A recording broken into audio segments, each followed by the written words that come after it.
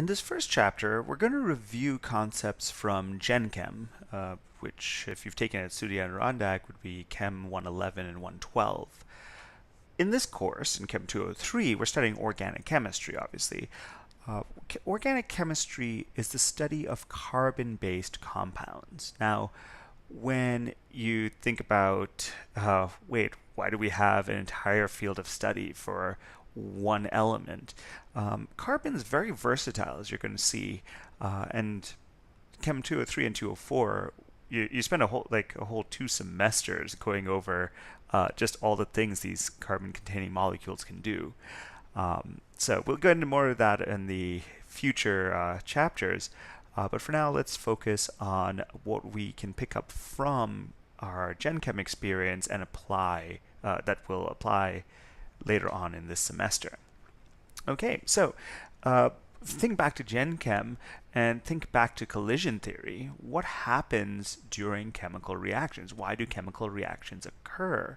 So if you think back to collision theory, molecules collide, and when they do so, and if they collide with sufficient energy to meet the activation energy barrier, bonds break in your reactants, and the pieces form new bonds that make your products. Okay. Now, in Gen Chem, we would have also talked about what exactly is a chemical bond. Now, there are multiple answers to that question depending on the type of compound you're looking at. But the broader way to look at this is essentially electrons are being held under the influence of the atoms, the nuclei of two atoms. Okay, so whether it's ionic bonding, where one of the atoms gives its electrons to another atom, or if it's covalent bonding, where the two atoms are sharing or pooling together and sharing their electrons, there's electrons involved between two or more atoms. That's basically where that comes down to. Okay, so we're going to spend a lot of time in this course looking at chemical reactions involving these organic molecules and essentially asking, why are these reactions happening? Basically, I want you to kind of get a feel for the patterns that you're going to observe. And I'll try my best to show you those patterns, to simplify things down so that you can recognize these repeating patterns and understand why certain things are happening. Okay, and then of course apply it to multiple situations. Let's step back and ask a basic question. Why do we distinguish between organic and inorganic? I mentioned that carbon makes a lot of interesting compounds. If you think back to Gen Chem and to just drawing Lewis structures, you'll probably remember that carbon likes to form 4 bonds. If you don't remember that, we're going to get into that in a second. We'll review how to draw Lewis structures in a little bit. But basically, since carbon likes to form 4 bonds, it tends to form very interesting structured molecules. And because of its, its sort of relatively low electronegativity for a nonmetal, those bonds can become kind of interesting depending on what you're pairing that carbon up with. Okay, and you'll see this just in the number of organic compounds out there. The fact that it's so many organic compounds take over biochemistry tells you that they are kind of important in that field. And of course, we can use them for non-biological resources in the case of the petroleum industry, for example.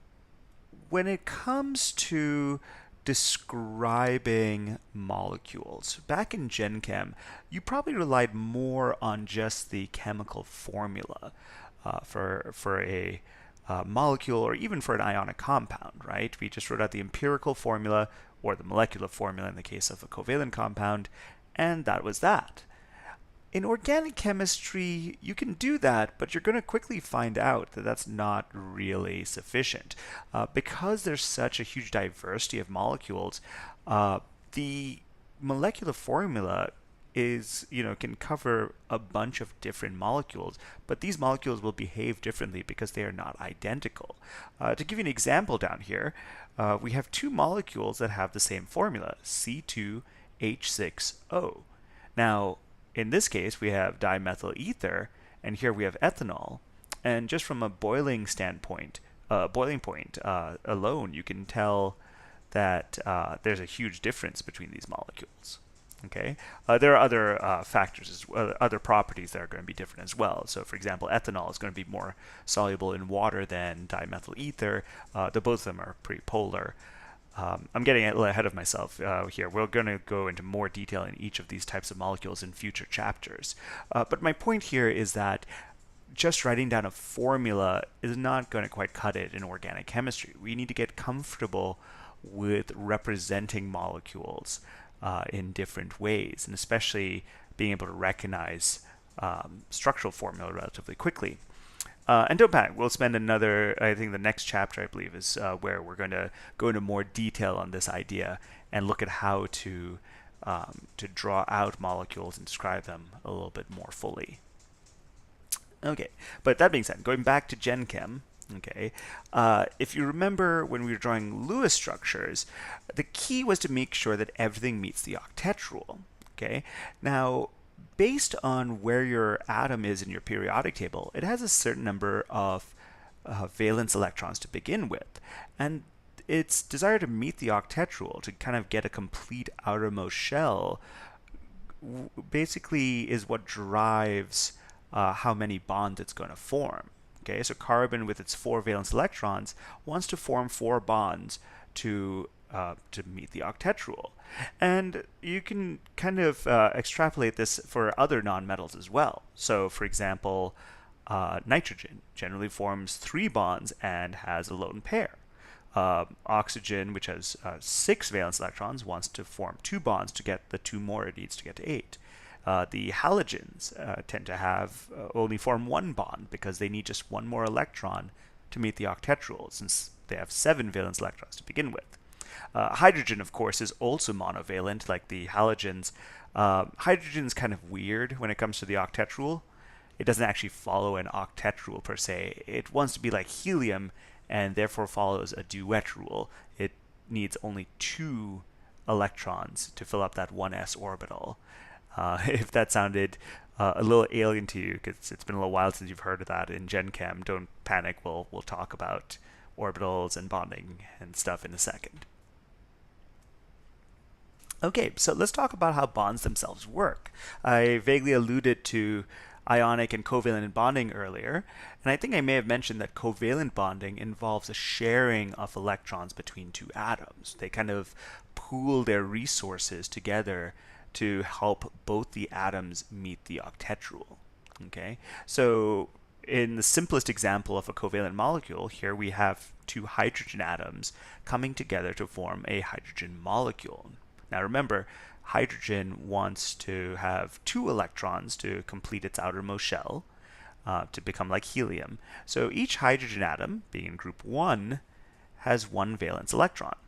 Okay, so by pooling those electrons together, they kind of share those 2 electrons. So those 2 electrons in the middle here, represented with this single line, belong to this hydrogen. So it's happy because it's got 2 electrons like helium. And it also belongs, that pair of electrons also belongs to the hydrogen on the right. So it is also happy. It's just like helium. Okay. So if you want to see how that works in this diagram here, basically there is, if you want to think of it in terms of physics, right, where things in nature try to reach the lowest potential energy, that's where they're most stable. Basically, you reach a certain point where those electrons being between these 2 atoms are in the most stable configuration, right? You could have the 2 atoms separated, right, and they're a higher potential energy because each of those atoms is unstable due to that unpaired electron, right? It's not meeting the octet rule, and that's where that instability comes from.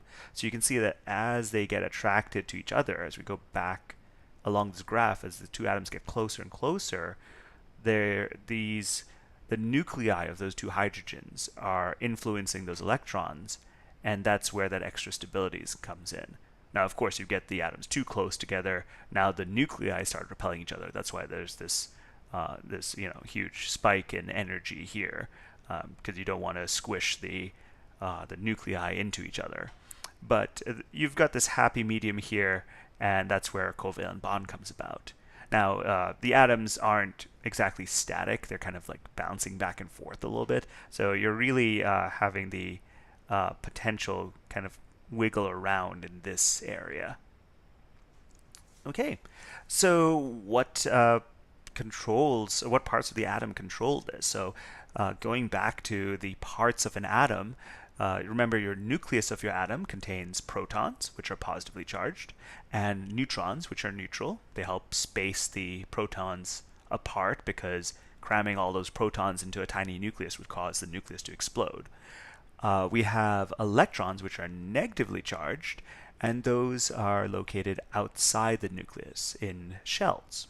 Right? Basically, we call the spaces that house these electrons within shells of electrons, we call those orbitals. Okay, so shell is kind of the generic term for the primary, the main energy level that electrons are located at, and that might be something you remember from like lower levels of chemistry. But in Gen Chem, you're probably introduced to the concept of orbitals. Again, we'll review that in a second.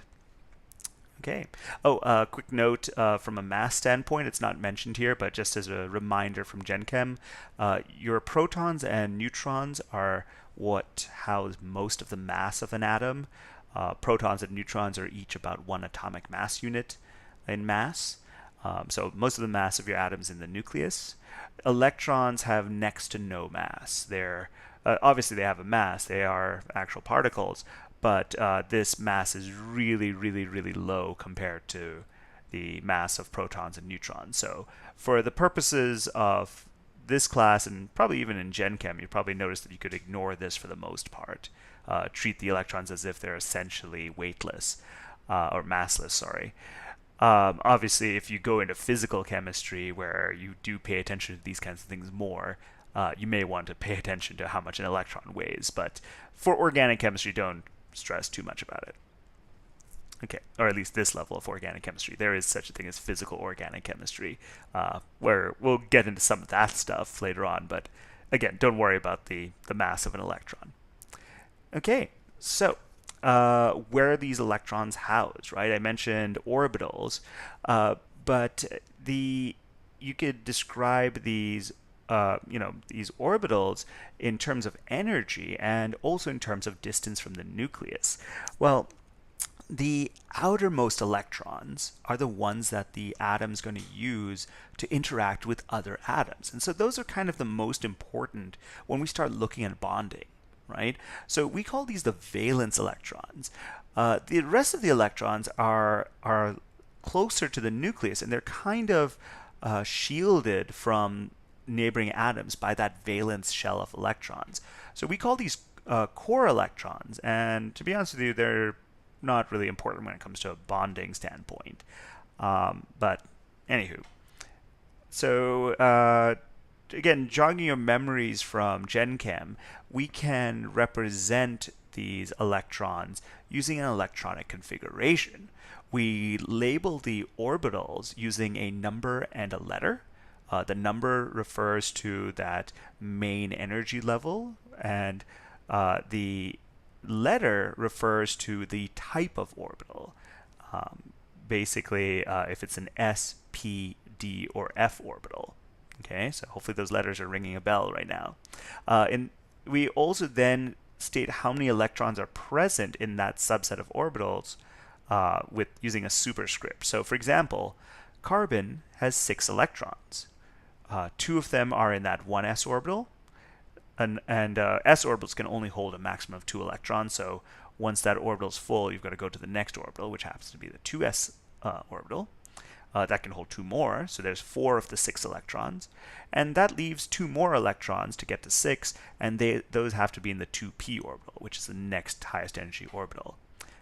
P orbitals can hold, of course, a maximum of 6 electrons, but at this point with carbon, you've run out. You only need to account for those 6 electrons.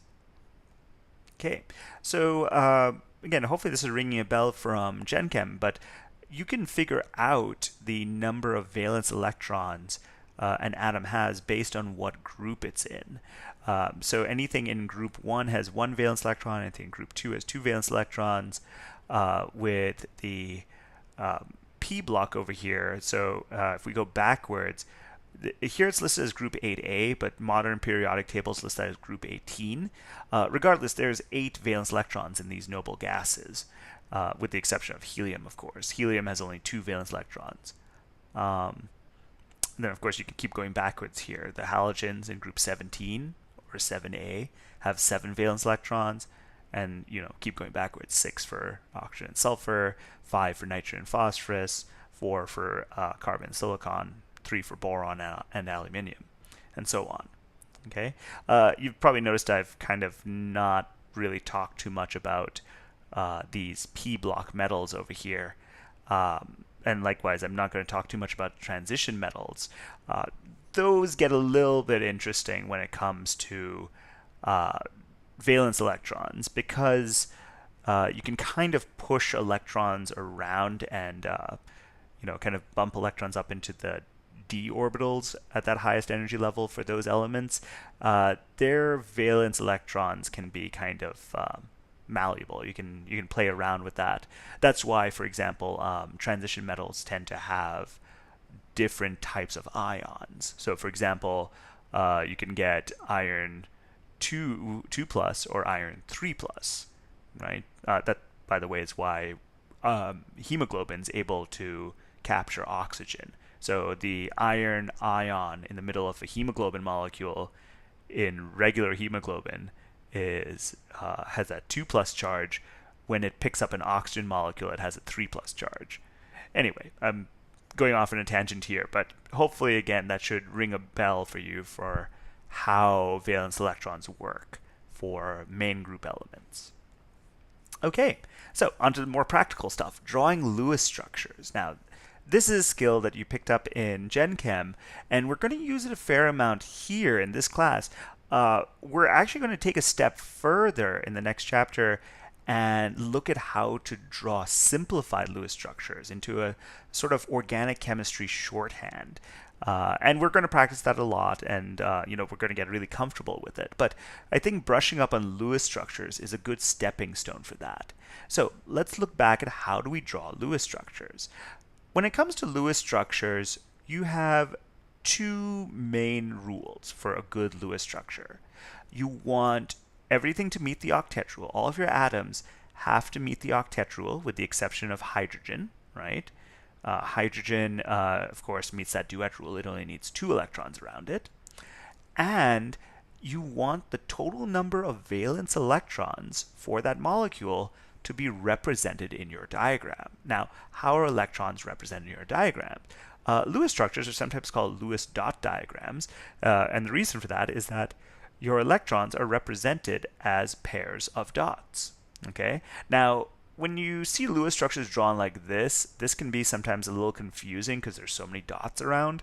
So we try to distinguish between dots that are not connected to 2 atoms. They just belong to 1 atom.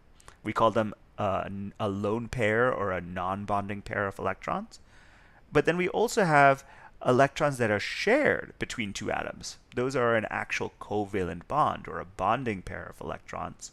And so to distinguish between those two, we'll often draw these shared electrons as a line as opposed to a pair of dots. So if you were to see ammonia drawn like this, one way to draw it, or the way I would draw it to make this a little bit clearer, is I would have my nitrogen, okay, and it's got the little lone pair above it, but the 3 hydrogens around it are connected with these lines.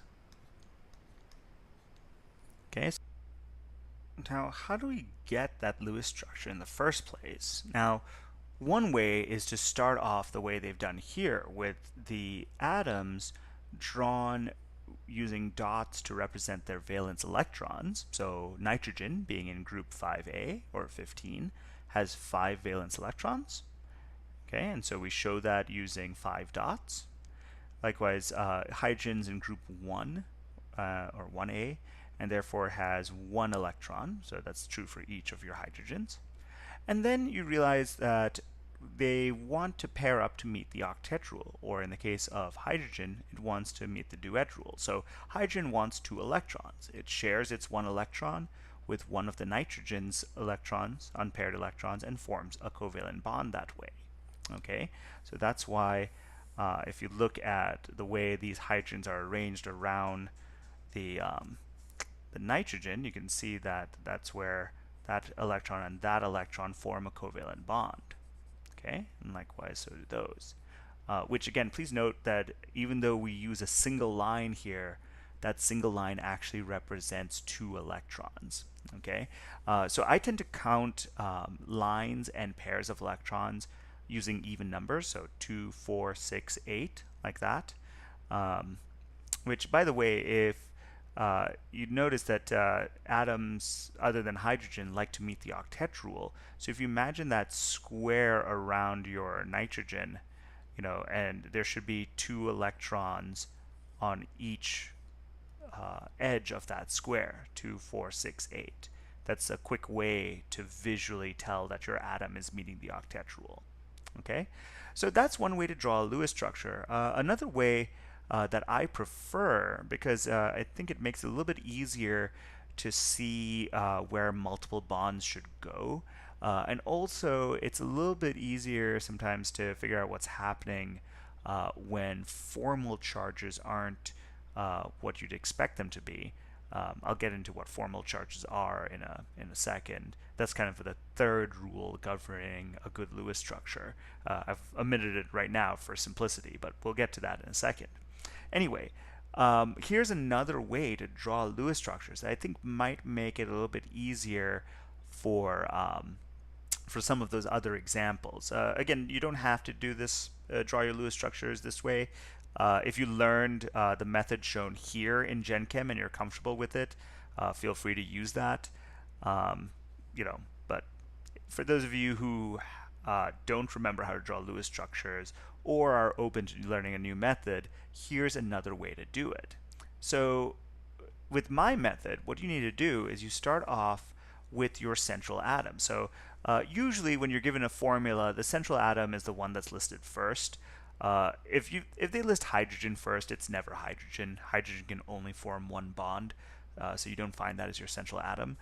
So anyway, it's a moot point here. We've got nitrogen listed first, and that's going to go in the middle. So we start off with our nitrogen, and then draw single covalent bonds to each of the remaining atoms. So we've got 3 hydrogens, so we'll draw a single bond to each of the 3 hydrogens.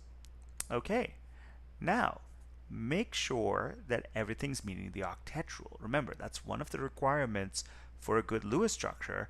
So we're going to add lone pairs to any atoms that are not meeting the octet rule. Okay, of course, hydrogen meets the duet rule. So this hydrogen over here is happy with the 2 electrons from its bond with nitrogen.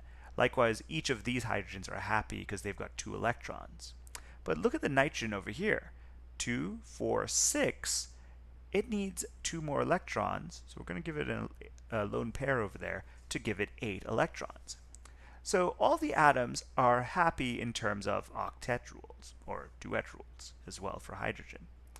The second rule for a good Lewis structure is that your total number of valence electrons should be represented. So remember, nitrogen has 5 valence electrons because it's in group 15, or 5a. There are 3 hydrogens, and each of them has 1 valence electron, because remember, hydrogen's in group 1. So if we add that up, 5 plus 3 is 8 electrons. Does our structure have 8 electrons represented when we look at all of the valence electrons, drawn as dots or lines? Well, remember, you want to count them all as pairs. So 2, 4, 6, 8. I don't see any other dots or lines here. So this diagram has 8 valence electrons, and it is meeting that rule. Okay, that's a good Lewis structure. Now, I'm stressing that because when it doesn't meet that, that's where you know that you've got to have a multiple bond of some sort, a double bond or a triple bond or whatever. So let's look at this example here. So try drawing the Lewis structure for C2H2. Okay, so whether you want to draw your individual atoms with carbon atoms with 4 dots around them and go through that method, or if you want to try my method where we start with the 2 carbons connected together. Okay, so we're going to have essentially we're going to start off with our skeletal structure of our 2 carbons as our central atom. Okay, and then the hydrogens are connected. One hydrogen is connected to each carbon. So there's your starting point. Go ahead and pause the video if you'd like to see if you can add lone pairs for the rest of this. Okay, so the lone pairs, of course, the hydrogens don't need any lone pairs. They're fine with the 2 electrons from those bonds. But look at the carbons. This carbon over here on the left has 2 electrons here and 2 more here. That's 4 electrons, right? So 2, 4, 6, 8. Likewise, if we look at this carbon here, we've got 2, 4, 6, 8. So now we've met the octet rule for all of our atoms. Great, right? Is this the right Lewis structure for C2H2? Okay, if you skip ahead in the video, you'll quickly see it's not. But let me explain why this is wrong. Remember, the second rule of a good Lewis structure is that you want the right number of electrons represented in your structure. So we look at this formula, C2H2, and ask ourselves, how many valence electrons should that formula have? Well, carbon is in group 14, or 4a, so it has 4 valence electrons. And hydrogen is in group 1, so it has 1 valence electron. Again, there's 2 of them. So 8 plus 2 is 10 electrons. There should be 10 electrons represented in my diagram. So let's count our electrons. 2, 4, 6, 8, 10, 12, 14. So you can see that our diagram has too many electrons, right? So we need to that should tell you that we need to put in multiple bonds. Now, how do we do that? To do this, you need to erase lone pairs from 2 atoms and then connect them with an extra bond. Okay. By the way, if you haven't already started doing this, when you're taking down your notes, I really recommend doing this in pencil so we can erase lone pairs. I'm going to scratch them out, but basically you want to be able to do that accordingly. With an eraser, I guess, would be a lot easier and a lot neater than having to scratch them out. Okay, so let's say I pick 2 atoms that are connected to each other that have lone pairs on them. I can have only one choice here, the 2 carbons, and so I'm going to remove this lone pair up here and move this lone pair up here from this carbon, and I'm going to draw an extra bond between them. Now, I don't know if you noticed, but I effectively removed 4 electrons and only put 2 back. Watch, I can confirm this by counting my total number of electrons again. 2, 4, 6, 8, 10, 12. I dropped down from 14 to 12. Again, I want to get down to 10, so this is not complete. We're going to do this again. We're going to remove this lone pair over here, remove this lone pair over here, and draw another bond between those 2 carbons. Okay. I don't know if everyone knows this, but basically, even though I'm removing a pair of electrons, I'm adding a pair of electrons that's shared to both atoms. So each atom is still meeting the octet rule. If I look at this carbon, it's got 2, 4, 6, 8. Likewise, this carbon's 2, 4, 6, 8. Okay. This is why I really recommend taking care of the octet rule first when drawing your Lewis structures. Anyway, if I count my total number of electrons, 2, 4, 6, 8, 10. I've got 10 electrons. Everything's meeting the octet rule. This is a good Lewis structure. Okay? So actually, I think I have that on the next slide. There we go. That's a less cluttered version of that same molecule. Okay?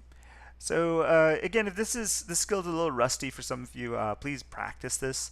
But again, in the next chapter, we're going to see this in a little bit more detail and also talk about how to draw.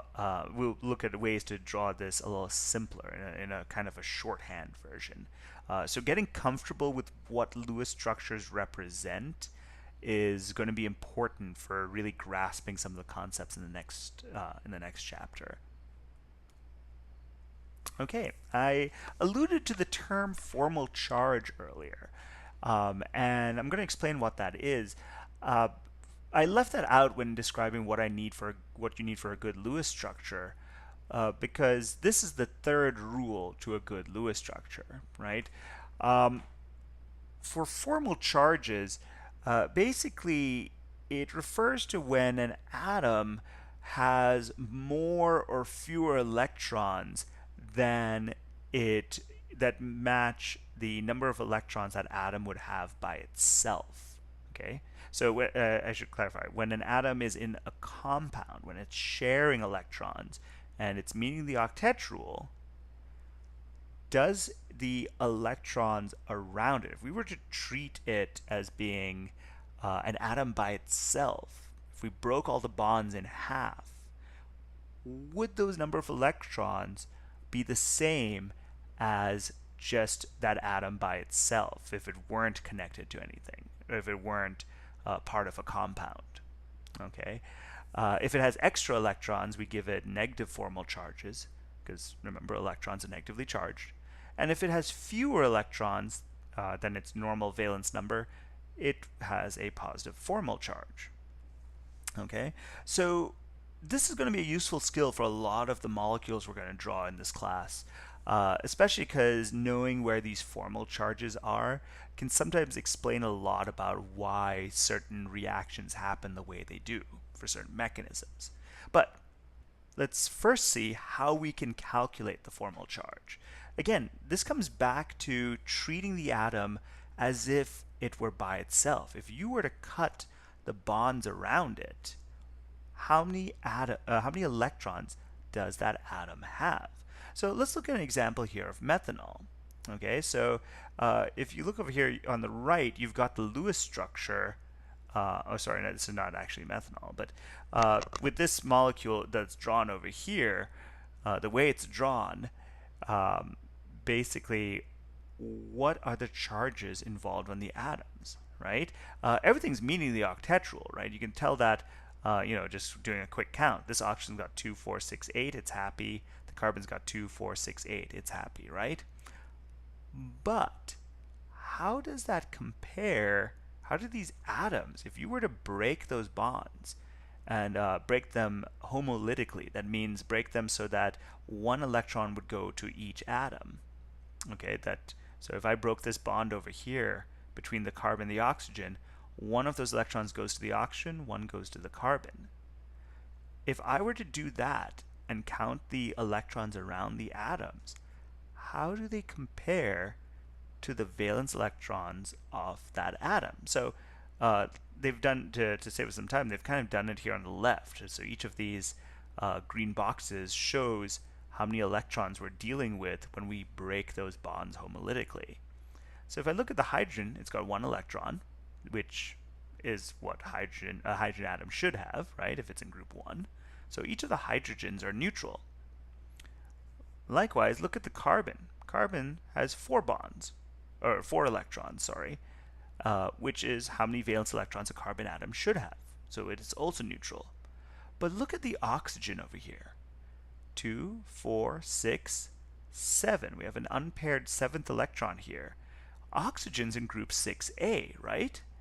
So since the way it's drawn in this molecule, the oxygen is sort of responsible for 7 electrons, we say that the oxygen has a negative formal charge. So to show that, we would put a negative sign next to the oxygen, or you'll see that sometimes just as a plain negative sign, or you'll see it is written as -1, or you'll see the negative with a circle around it like that. And that shows a negative formal charge on our oxygen. So kind of an unofficial rule when we're drawing Lewis structures is that you want to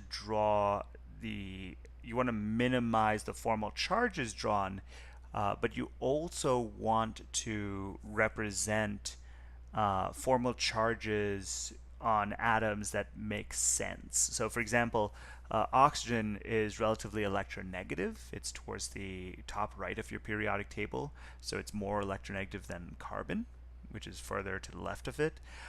So it makes sense that the negative formal charge is on an electronegative atom like oxygen. Okay. So when it comes to covalent bonds and the sharing of those electrons, so up until now, I've been kind of describing this sharing as being somewhat even. The truth is, it's not really an even sharing, right? Depending on the electronegativity between of the atoms involved in that bond, one of the atoms might have a little bit more electron density than the other.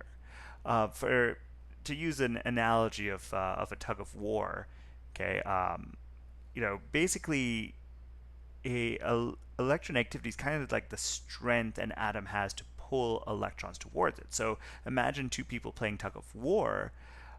If you have a metal and a non-metal, metals don't really like holding on to their electrons. They have very low electronegativity values.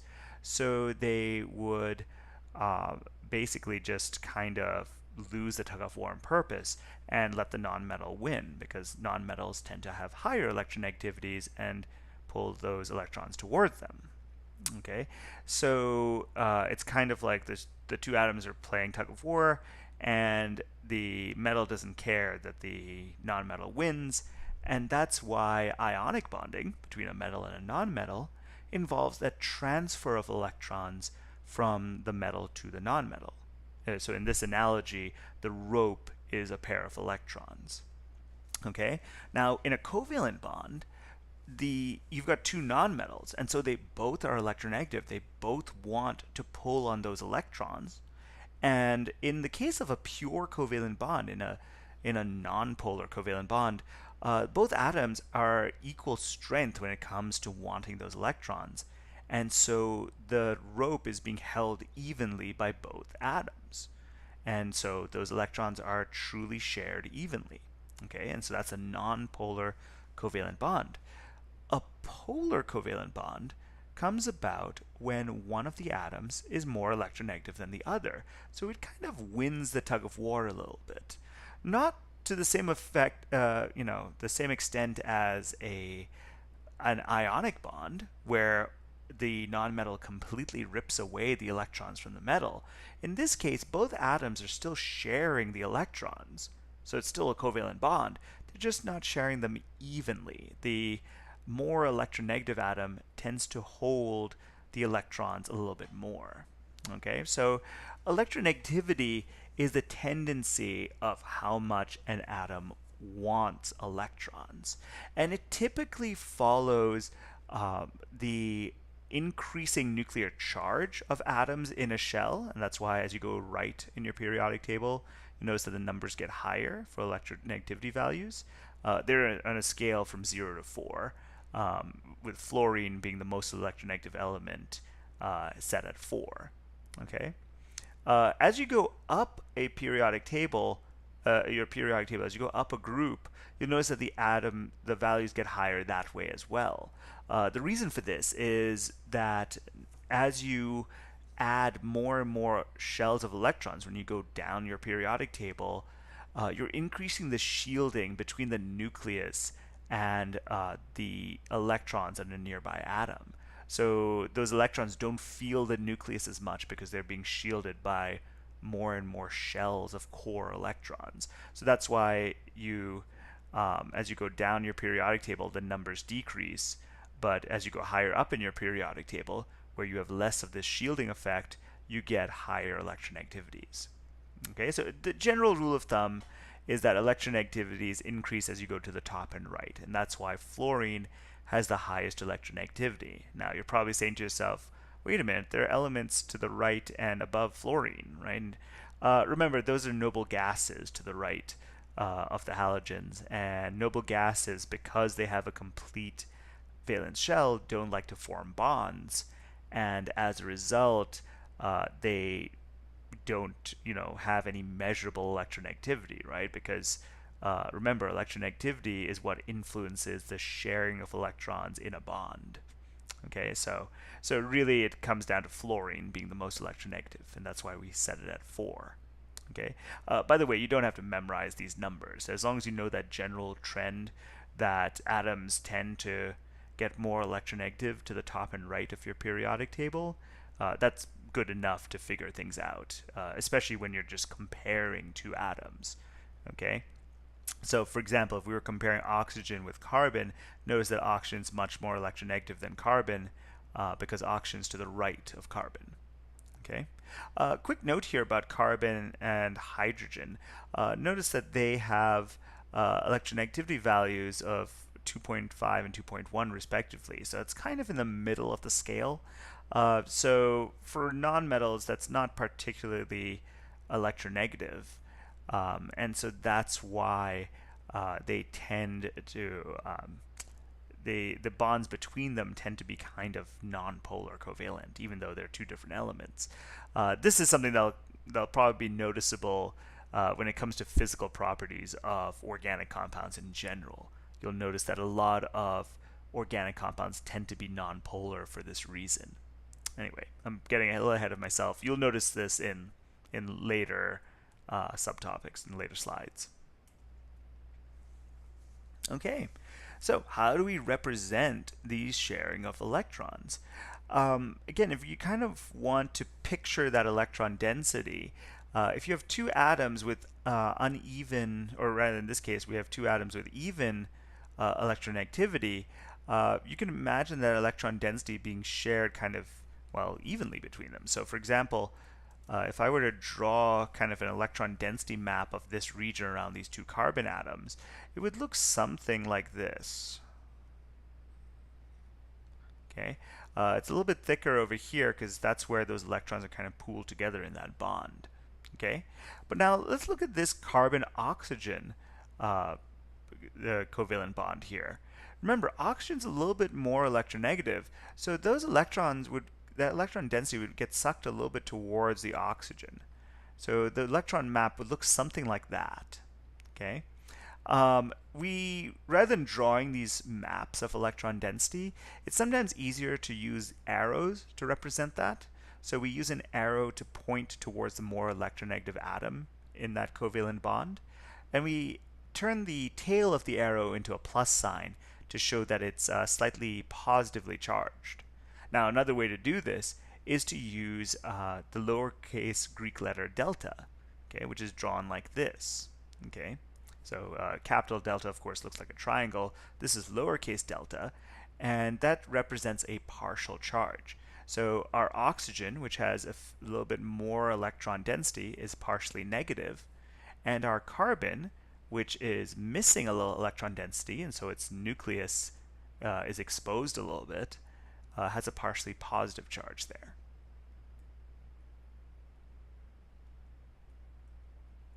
All right, let's talk a little bit about our orbitals. So I've referred to orbitals, a few times already. I think I pointed out that we label orbitals using a number and a letter. Okay, so I've kind of talked a little bit about that, but just let's review that as well. So I mentioned that orbitals are regions of space around a nucleus where electrons can be found. Orbitals are kind of a mathematical consequence of quantum mechanics. The Schrodinger's wave equation, if you plug in information about a particular electron that you're looking for, Schrodinger's wave equation will spit out that region in three-dimensional space around your nucleus where you can find that electron, or at least have a higher probability of finding it. Probabilities go back to the Heisenberg uncertainty principle. You probably don't need that much in-depth review on this, but that's basically where that stuff comes from. So, for example, that s orbital that we mentioned, I mentioned a 1s orbital and a 2s orbital back when we were looking at the electronic configuration of carbon. S orbitals are spherical like this. So if you were to plug in the information for a 1s orbital into Schrodinger's wave equation, it would look something like that, to that kind of shape. Okay. And again, just going back to the Heisenberg uncertainty principle, like I said, this is just a high probability of finding an electron. Um, but it's a probability density. So like basically, it's shown kind of here as being a solid sphere, but really the edges of that sphere are a little bit fuzzy. Is kind of what it means. But we kind of treat that's really not important for our purposes. Is what I'm getting at. Okay, now I call that Schrodinger's wave equation. Where does that come in? Well, the truth is that electrons, even though they're particles, they behave like waves as well. You can do a lot of the same math that you do for waves with electrons. Okay, it's kind of like the wave-particle duality of light as well. So you've probably, if you've taken physics, remember that light can be treated as waves. It does all the stuff that waves do, but you could also treat light as particles or photons, right? Little packets of light energy. So electrons are kind of like that too. They're particles, but they're waves as well. You can apply wave math to them. Louis de Broglie was a scientist, again involved with quantum mechanics, who kind of figured this out. Again, that's way more information than you really need. So if you're interested, we can talk more about that, or you can read up on him on your own time. But the bottom line here is that we can describe our electrons as waves, right? Now, just as waves have crests and troughs, the regions of orbitals can likewise have different polarities. They can have kind of a positive and negative side to them, or nodes where they're kind of neither. Okay. So to represent an orbital, here we have here's an example of a p orbital, okay, and we have it's kind of dumbbell shaped like this. So you can see that the one region over here is of one polarity, and here the other region, the other lobe, is the other polarity, and the part where they intersect is the node. It's kind of like neither. Okay. Now, quick point here about where electrons are. You might look at this and think like, oh, if this houses two electrons, does one electron go here and one electron go here? The answer is no. You've got to picture both the electrons being everywhere at once. It's really counterintuitive, but that's quantum mechanics. Quantum mechanics is kind of weird. This goes back to that Heisenberg uncertainty principle I was telling you about. But again, we probably don't need to review it in full depth, but it's the way I describe it. It's kind of like the blades of a fan when you turn it on, right? Like when it's off, you can see where the blades are. When it's on, it looks like a big blur, right? And so you could kind of treat those fan blades as being everywhere at once. Electrons are kind of the same. Okay, so I pointed out that we have s orbitals, which are spherical in shape. As you go up to higher principal quantum numbers, those main energy levels I was talking about, kind of like shells, as you go up to those higher levels, these orbitals get bigger and bigger. So a 2s orbital looks like a 1s orbital, it's just bigger. Okay.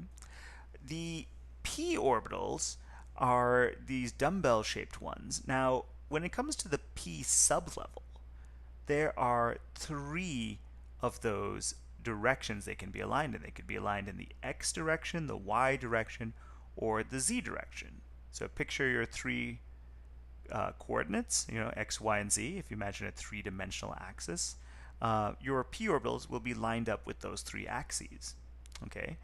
Now, I think I mentioned earlier that p orbitals can hold 6 electrons. That's because each of these individual orbitals can hold 2, just like an s orbital can. But these 3 p orbitals are all part of one subset. Okay, so we call this 2px, 2py, and 2pz, but combined they are the 2p subset of orbitals. And that's why that set can hold a maximum of 6 electrons. Okay, now, is there a difference in energy between these? Like the difference between a 1s orbital and a 2p? No, these 2p orbitals are all equal in energy. The term we use is that they are degenerate. Degenerate here meaning same energy or equal energy.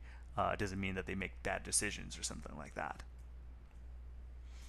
Okay, so if we are going to represent these electron configurations, I think I pointed out earlier that we could do this by writing out the number and letter for our different orbitals, and then state how many electrons are present in each of those orbitals, right?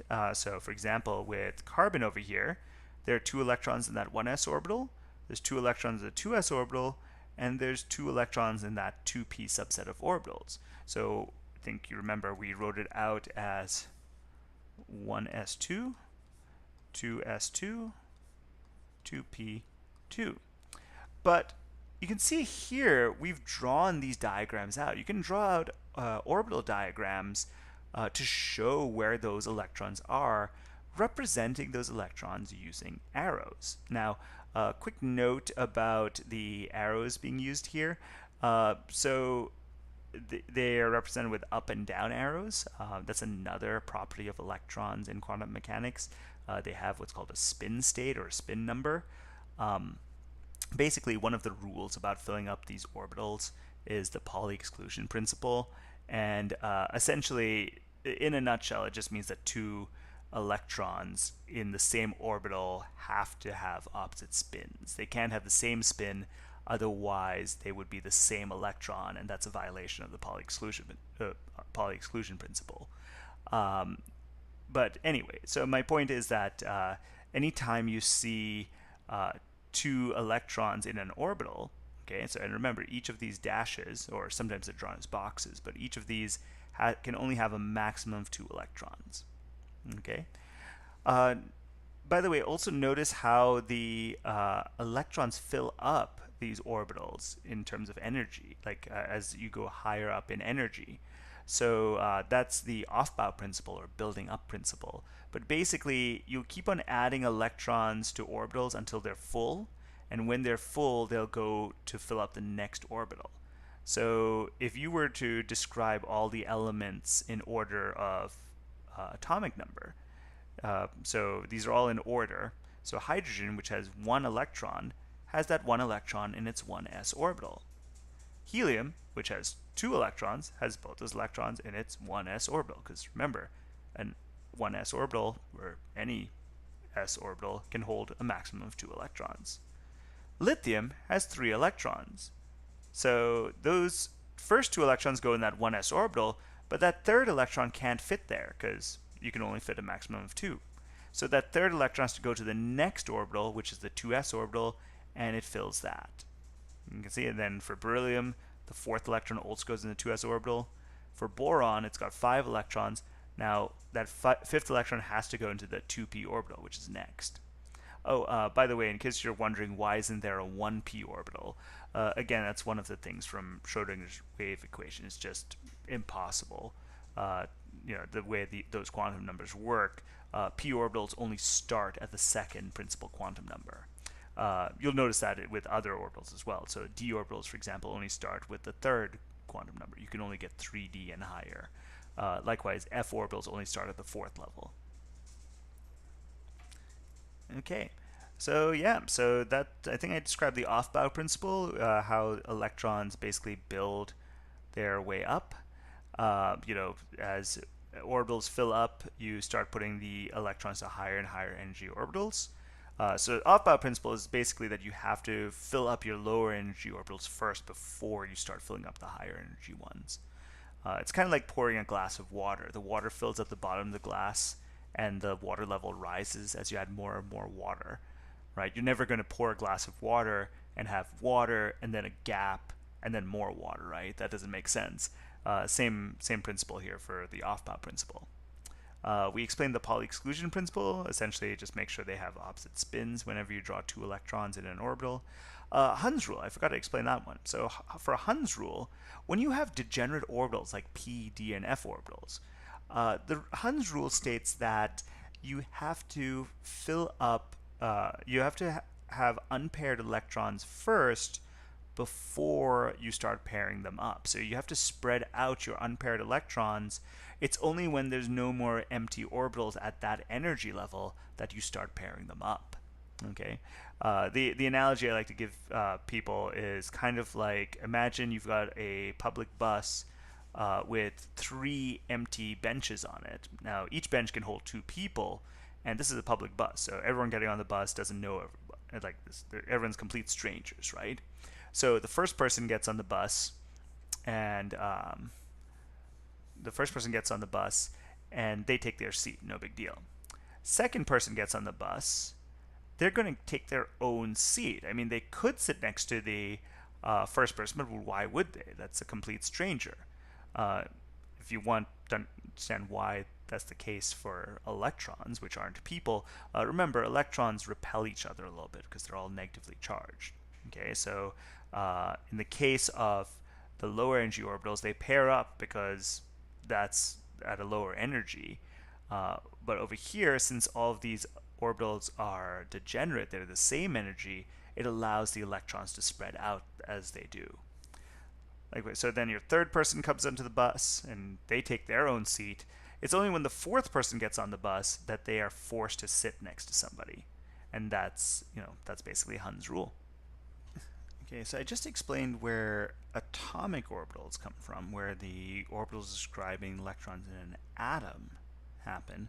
But what about molecular orbitals? The orbitals that get formed from the overlapping of these orbitals to form covalent bonds, right? So I think back when we were looking at the when I was describing regions of polarity of nodes in our orbitals. So I think I showed you a picture um, of a p orbital with a blue lobe and a red lobe, and kind of compared it to the wave, the crest and trough of a wave.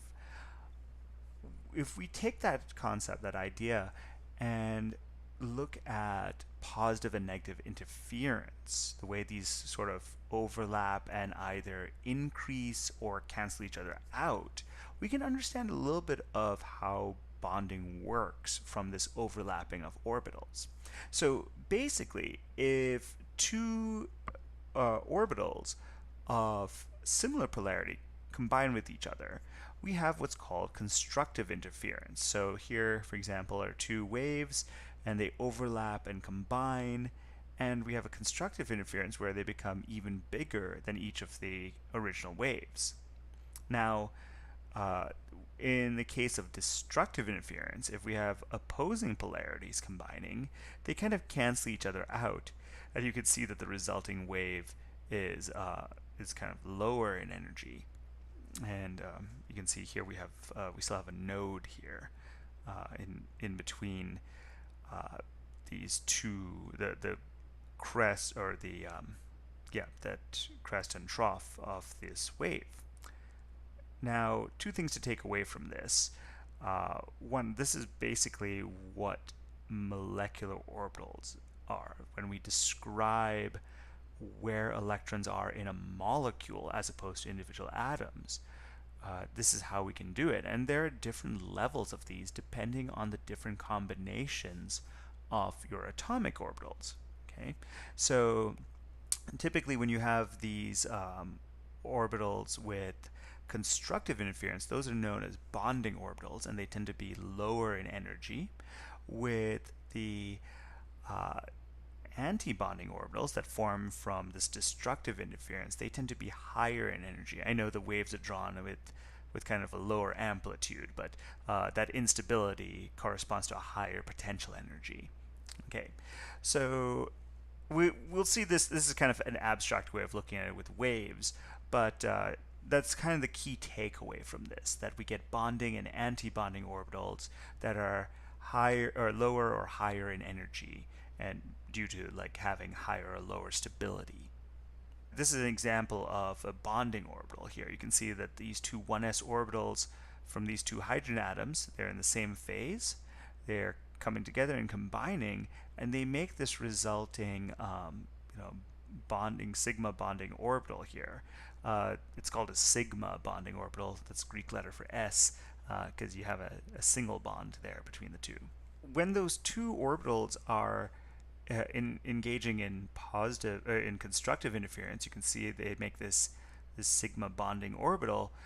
You can see if they had opposite polarities, they don't overlap. We have destructive interference here, where these two, we've got two separate lobes to this orbital, and there's a node in between them because we still have differing polarities, a positive and negative end. So this is an example of an anti-bonding orbital, so something to keep in mind.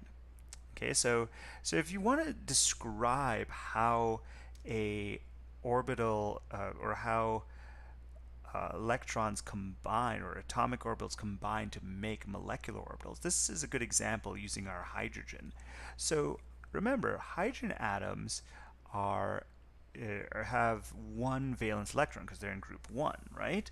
So if we start off with our two hydrogen atoms at a particular energy, right? They're a little bit unstable, and they want to combine to become more stable, which is what we see when we have their bonding orbital, right? So we start off with our two hydrogen atoms, right? Each with one unpaired valence electron represented with this arrow. Here's our second hydrogen atom. Okay, again with one unbalanced electron, which, its valence electron represented with a single arrow. Okay, you only get the same number of molecular orbitals as you have atomic orbitals. So since we have two 1s orbitals, one from each hydrogen atom, there are going to be two types of orbitals. We have one antibonding and one bonding that result from these two atomic orbitals. Now, because this bonding orbital is lower in energy, those two electrons will seek out that lowest potential energy, and that's why both electrons wind up in this bonding orbital. Okay, and notice that this antibonding orbital is empty, okay, because we only have two electrons in this system, and they both fill up this lower energy orbital. Just, the same off-bow principle that dictates where electrons go in atoms still applies here. Okay, so what does this tell us, right? Why am I drawing this diagram out? What information are we getting out of this? This is basically telling us that hydrogen, right? If we have our hydrogen molecule here, where these two electrons are covalently shared, this is a stable molecule because this bonding orbital is completely filled, and this anti-bonding orbital, which would destabilize the molecule, is empty. It also tells us that if we want to break this bond, we have to give enough energy to take one of these electrons and push them up to this higher energy anti-bonding orbital. And this, in fact, is what happens when bonds are broken. You basically have to provide enough energy to overcome the bond energy of that covalent bond. This is just another way to describe all the things we've seen in other models. Okay, so the key thing here is, even though this isn't exactly new, you've seen this in other ways of looking at how molecules are drawn. This molecule I've drawn here with a bonding molecular orbital is also represented with this same Lewis structure. That same concept is here. But sometimes seeing things in a slightly different way gives you an easier way to explain why something's happening. So we're going to find out in later on in this semester, and even next semester, when we're looking at certain mechanisms, understanding why a bond breaks or how it breaks often involves understanding what this anti-bonding molecular orbital looks like. Okay, so again, you'll see this come up here and there, but for now, just get the basics down of where are these molecular orbitals coming from.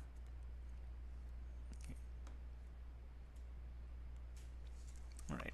So to give you another example of why, how we can tell that hydrogen's stable, if you were to try this again with a helium molecule, um, with two helium atoms combining to form a helium molecule, what would that look like? Now, my mentioning a helium molecule should sound really weird to you, because remember, helium's a noble gas, right? So I can actually demonstrate this to you using the diagram I have here for our hydrogen molecular orbital diagram. So what I'm going to do is we're going to pretend that instead of hydrogen, these are actually helium atoms. So if this was a helium atom, and helium has two valence electrons, there would be two electrons there and two electrons there. So how many electrons are going to be in this diagram? Well, we still have two orbitals, right? So we still have the same uh, bonding orbital and anti-bonding orbital here. And the only thing though is that we have four electrons now in total, right? Two from this helium atom and two from this helium atom. So we've put in two electrons here into this lower energy bonding molecular orbital, but there's four electrons we have to account for in total. Now, we can only hold a maximum of two electrons in this orbital, as we saw from the Pauli exclusion principle. So those next two electrons have to go up here into this anti-bonding orbital, and that tells us why we don't see helium molecules in nature, because that molecule would be electronically unstable, right? It would have electrons in this anti-bonding orbital at this higher energy, and so even if we formed a bond between two helium atoms, it would pretty much immediately break apart. Hydrogen and helium are kind of simpler examples. We've got two identical atoms in our molecule, and they're really simple atoms. They only have a maximum of two valence electrons. Uh, Obviously, you can get more complicated by having other atoms in there. And of course, then these molecular orbital diagrams will get more complicated, where we have more and more nodes. Uh, Try not to get too bogged down in that. Again, we when we get multiple nodes, just realize that this is still one orbital. This represents two electrons that are somehow in all these places at once. Um, and again, this is where quantum mechanics is kind of weird.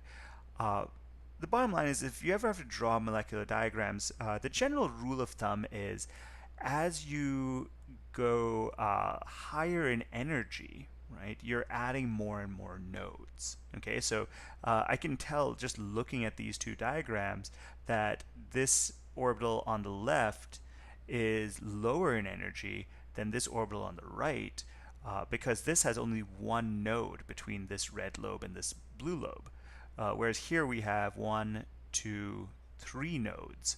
Okay, so I can tell you that this is probably two energy levels higher than this one. There's probably another orbital that's not drawn that's somewhere in between there.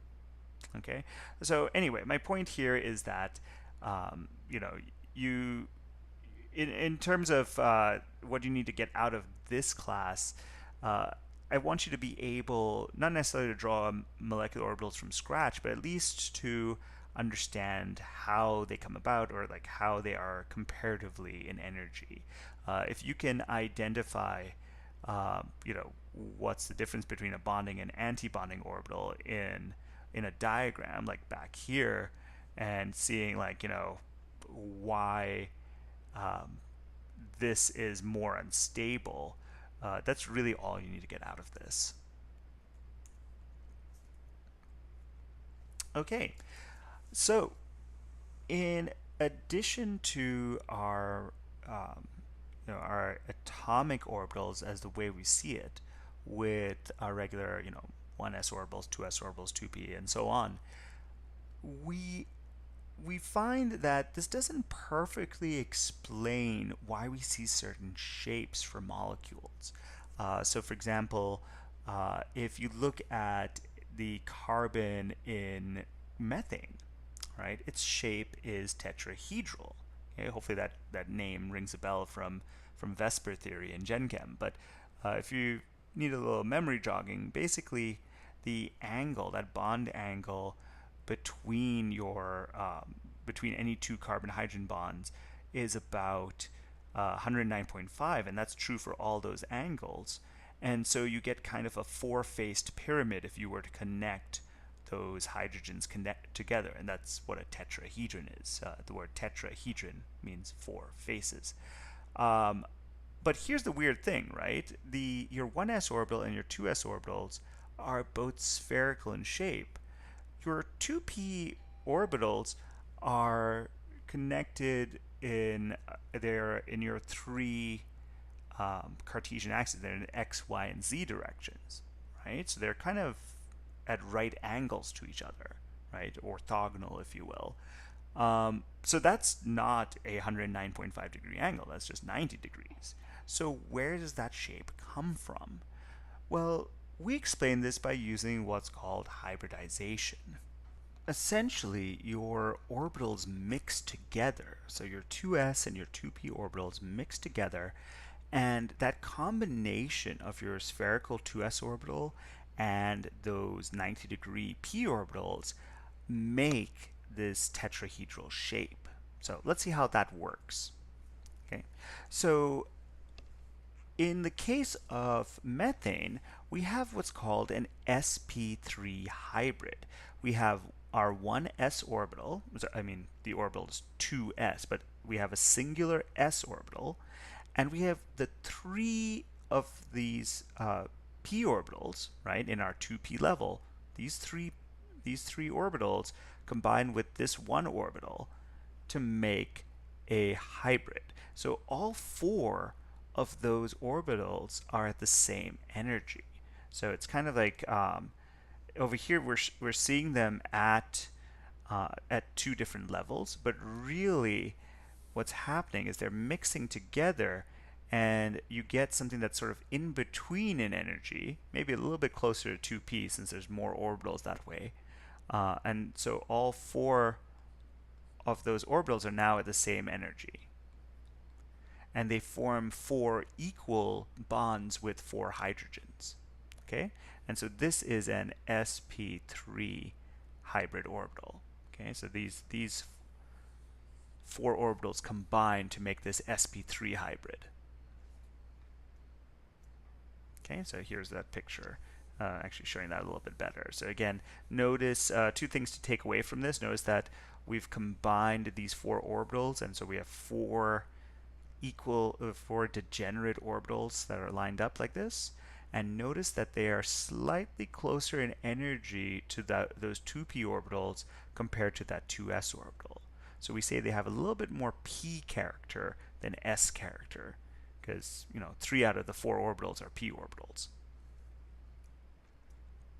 Okay, so now what does an sp3 orbital look like? I mentioned that there's a little bit more p character to this, right? And you can see this in the shape of the orbital. It looks kind of like a p orbital, except a little bit kind of skewed to one side, a little bit uneven. Okay, but that's what one of these sp3 hybrid orbitals looks like. So if we combine all four of them, they look like this, and that's where we get that tetrahedron shape.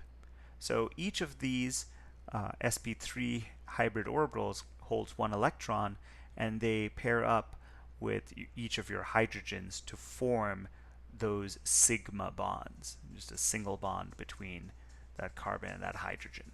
Let's try drawing some similar molecules and see how their hybridization comes into play. Here we've got two molecules. If it makes things easier, maybe start off by drawing a Lewis structure just to see what the bonds look like and what you have on each of your atoms in terms of bonds and lone pairs. But feel free to pause this video and do that. But basically, your ethane and your water will have only single bonds. There won't be any multiple bonds involved. Okay.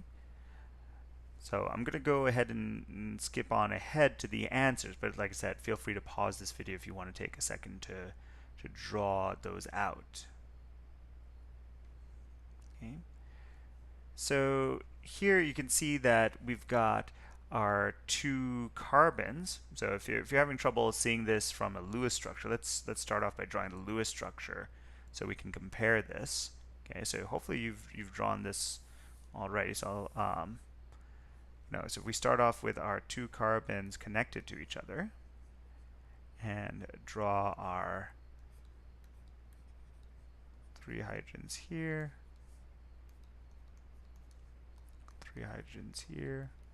So here's our Lewis structure. Now this is not drawn very well three-dimensionally. We'll review Vesper theory in a little bit, but the bottom line is each of these carbons are going to be sp3 hybridized. So you still have that tetrahedral shape around each of those carbons, and that's kind of shown here. Now look at each of those bonds. So that carbon is contributing one electron to each of those bonds. And the same thing with those hydrogens. They're each contributing one electron. And that's why we have a regular sigma bond, okay, represented here lowercase Greek letter sigma. And that represents a single bond, just the sharing of two electrons between two atoms. Okay, so that's yeah. So each of that carbon has a sigma bond with each hydrogen that it's attached to. But notice there's also a sigma bond between the two carbons. So notice that that lobe of that sp3 hybrid orbital for each of those carbons overlaps like that to form a sigma bond. Okay, and that, by the way, is what a sigma bond is. It's that direct overlapping of orbitals. We're going to get into pi bonds in a second, and you'll see that the overlapping is a little bit different, and that's what kind of sets it apart. Okay. Here we have our water molecule. The oxygen in water is also sp3 hybridized. The only difference, though, is that since oxygen only uses two of those orbitals to form bonds with hydrogens, the remaining two orbitals house those lone pairs that we see on the oxygens. Okay, so that's why notice that if you were to look at centers of negative charge, so if you were to treat those lone pairs as if they were atoms, you still get that tetrahedron between those 4 points. Okay, so if you measure that bond angle between those oxygen hydrogen bonds, it wouldn't be exactly 109.5 like for carbon, for methane, because the repulsion between these lone pairs is a little bit greater, but it's somewhere in that ballpark. Okay, so it's a very similar setup. This is still an sp3 hybrid orbital on that oxygen. Okay, so what happens when you get double and triple bonds? Well, in order for this to happen, we have to have a different kind of hybridization. You have to have a leftover p orbital for that to work. So we need an sp2 hybridization in this case. So what does that look like? Well, as the name suggests, we have our s orbital and only two of our p orbitals that combine to make our sp2 hybrid orbital. Now, because only two of the three p orbitals was involved, there is a leftover p orbital that's still at the original energy. It's this unhybridized p orbital that goes on to help form that double bond. Now, how does it form the double bond? Well, it actually doesn't form the whole double bond. It forms what's called a pi bond. So let's have a look at what that looks like. So here is our sp2 orbital. Shown in gray here, we have the three lobes of our sp2 orbital. By the way, that's we have three sp2 orbitals, so that's why we get three lobes. Just like with our sp3 hybrid orbital, there's four orbitals there, so we get that tetrahedral shape. With sp2, there's only three hybrid orbitals, right? That s and two p orbitals combined to make three orbitals together.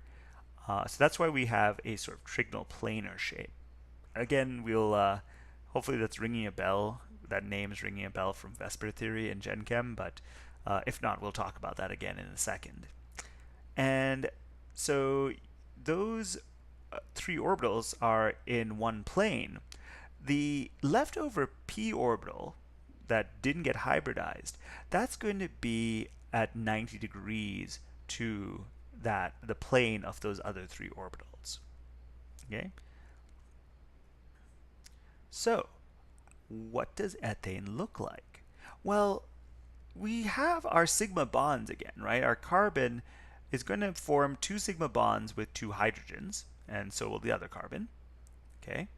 And of course, again, we'll have a direct overlap between the sp2 orbitals between the two carbons. So again, we have another sigma bond.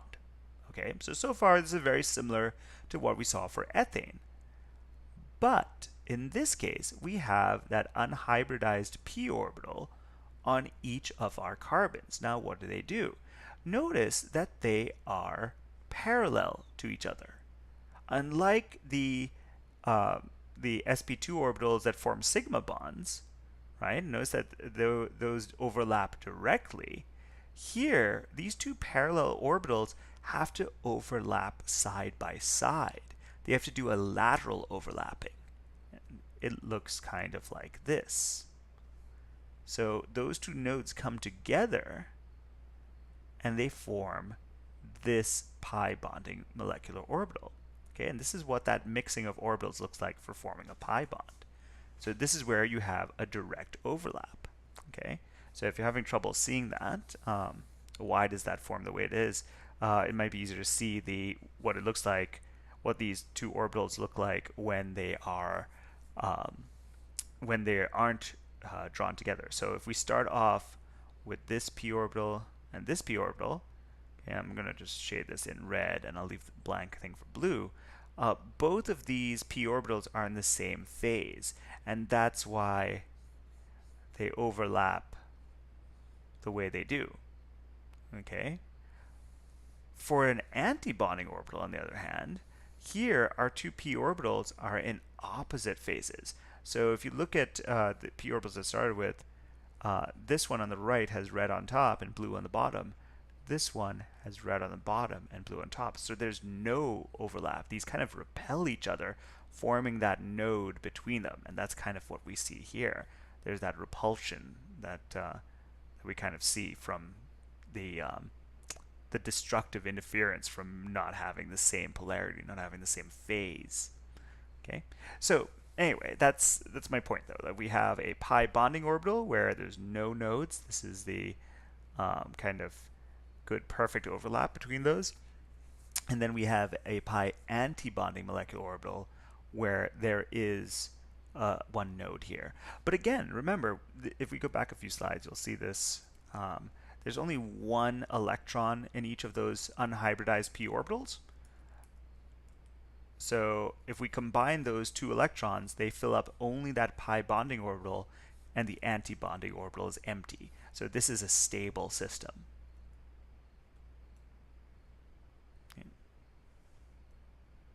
Now, we could kick this up a notch and show, why does acetylene have a triple bond? Where does that triple bond come from? To go back to, just to highlight this, because I don't think I put this I don't think I articulated this. Where did the double bond come from in ethene?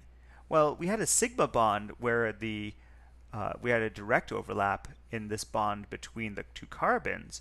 But what did the two p orbitals do? They formed that pi bond, right? We had a pi bond that we see over here. So you have to remember that when we see a double bond, it is a sigma bond plus a pi bond combined. Okay? So a double bond. So basically, if you ever see a single bond, whoops, let's go back. So if you ever see a single bond, just remember a single bond is just a sigma bond. If you ever see a double bond, that is a sigma bond plus a pi bond. Pi bonds generally are weaker than sigma bonds, but a double bond is going to be stronger than a single bond because you've got two of these things. So you've got the added strength of that pi bond. So even though it's weaker than a sigma bond, it's still stronger than nothing. So that's why double bonds are stronger than single bonds. So that brings the next question. what does a triple bond look like? So here we have acetylene, C2H2, okay, also known as ethyne, to use its IUPAC name. Uh, how does this triple bond form? Okay, what combination of sigma and pi bonds make this? To understand that, we've got to look at sp hybridization. So here we have a single s orbital and a single p orbital combining to make this degenerate orbital. And we have two p orbitals that are left unhybridized. So you should see where this is going, right? These p orbitals will go on to make two pi bonds. Now remember, p orbitals are orthogonal to each other. They're at 90 degrees to each other. So while your sigma bonds in your sp hybrid orbitals are linear, they form this one line on this one axis, the other two p orbitals are at 90 degrees to that. So if this is, let's say this is your z-axis, one of these is your x-axis and the other one's your y-axis. Okay? All right. So notice that we have two sets of overlapping p orbitals. We've got one in the x-plane overlapping and one overlapping in the y-plane. So we have two pi bonds forming and one sigma bond, of course, here in the middle. Okay? So that's something to remember. So if our single bond is a sigma, a double bond is a sigma and a pi, a triple bond is going to be a sigma plus a pi bond plus another pi bond. Okay, so that's where that comes from. Okay. Yeah. So again, pi bonds are weaker than sigma bonds, but you tend to, if you're adding two pi bonds on, it's going to overall be, you know, have a higher bond energy than just a plain sigma bond by itself. Okay. Uh, in terms of bond length, so the stronger the bond, the shorter it is, and vice versa. So remember, if you have an sp sigma bond, which has a little bit more s character, and s orbitals are smaller than p orbitals, that bond's going to be shorter. Okay, and so that's, and that triple bond you're going to form is going to be stronger anyway because of the extra pi bonds. But even the resulting sigma bond alone is going to be a little bit stronger and shorter. Okay, so you can see that here with actual experimental data. You can see that the bond length shortens when we look at this triple bond versus a single bond. And you can also see this in terms of the value of bond energy. You can see that a triple bond is much, contains much more energy.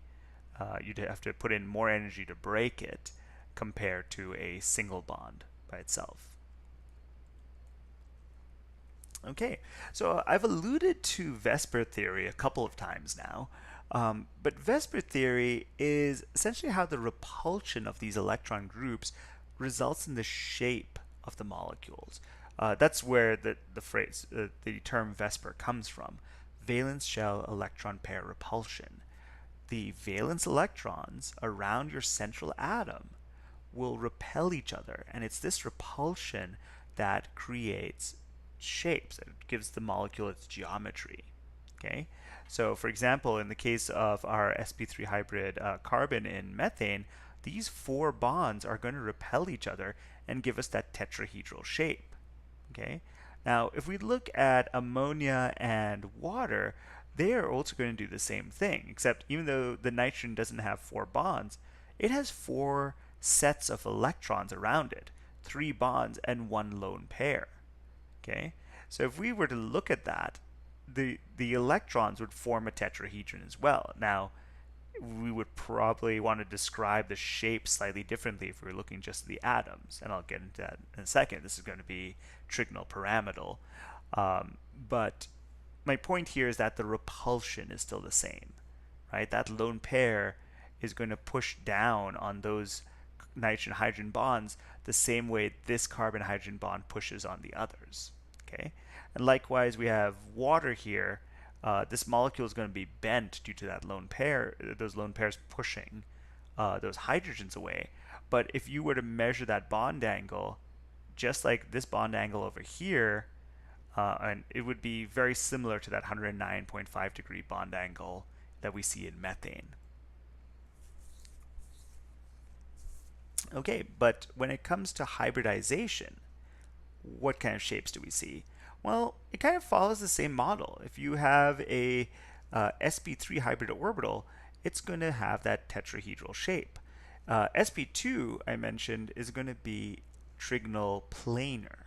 So the three orbitals in sp2, right, that s and the two p orbitals are mixed together, they will space out evenly. And the way to do that is to form a triangle. And it's a flat triangle, and that's where the name trigonal planar comes in. In the case of an sp hybrid orbital, there's only two orbitals there, so they just repel each other at 180 degrees. And that's why sp hybridized molecules, such as ethine, that we saw a few slides ago, are linear. They are just a straight line.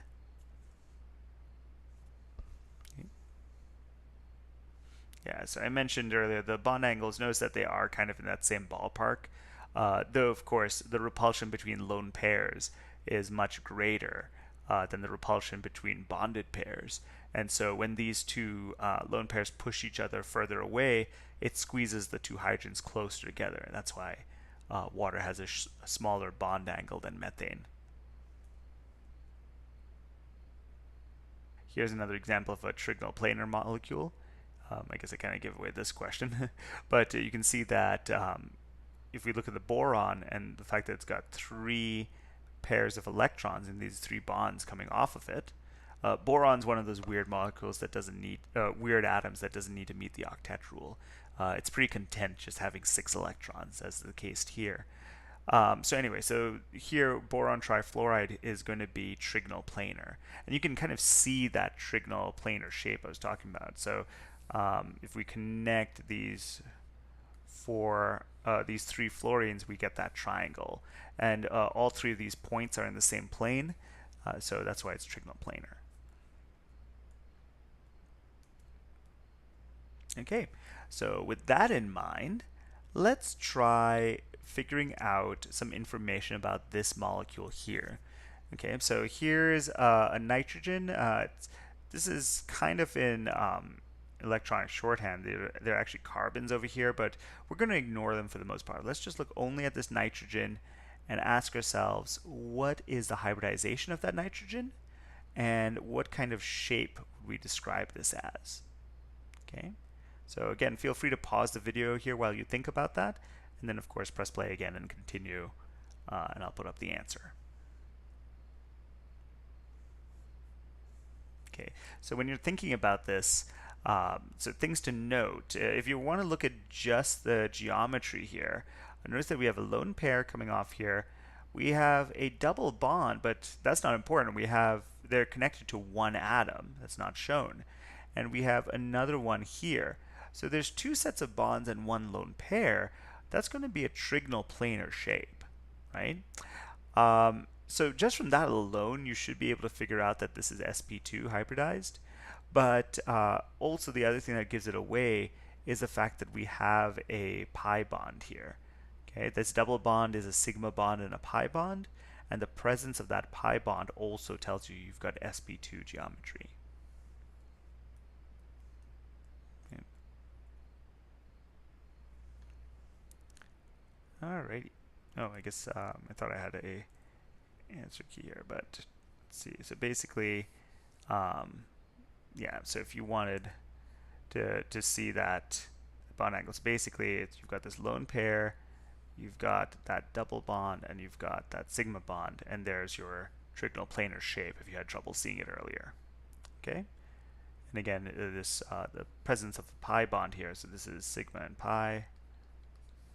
This is just this is going to be a sigma bond. This is not a bond at all, but this is two electrons. They're just non-bonding electrons just housed in that sp2 orbital.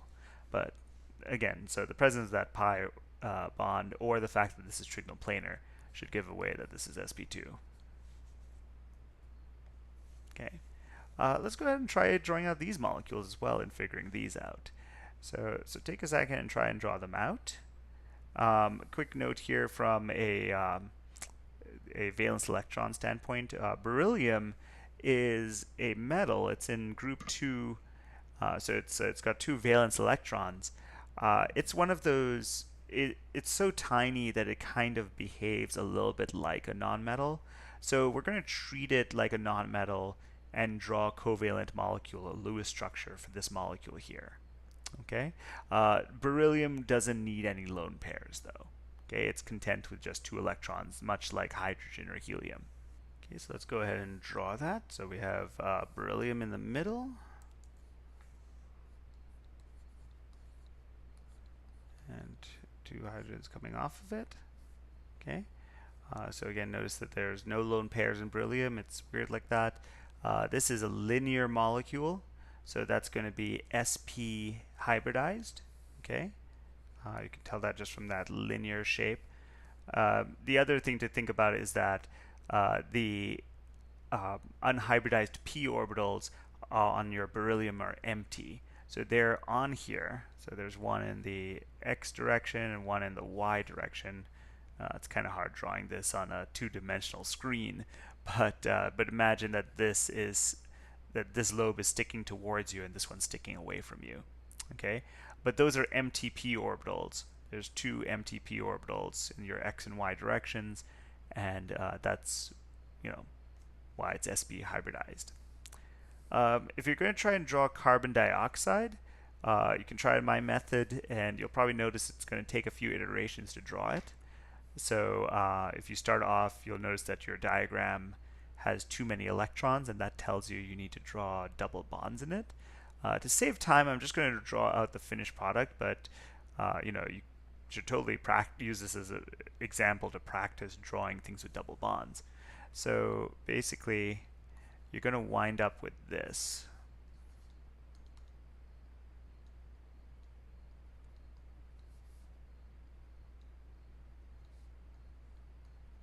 Okay, now let's look at that carbon. It's linear, right? You've got only 2 things coming off of that carbon, bonds to oxygen, bonds to oxygen. Okay, so there's only oxygens attached to it. So that is also sp hybridized, being also linear. And another way you can tell is that you have a pi bond, so you have a pi bond going this way in this double bond, and another one going this way. So that tells you that there are 2 unhybridized p orbitals on that carbon that allows it to form a pi bond on the left and a pi bond on the right. Okay. Yeah. So, and I didn't mention molecular geometry. These are both linear molecules.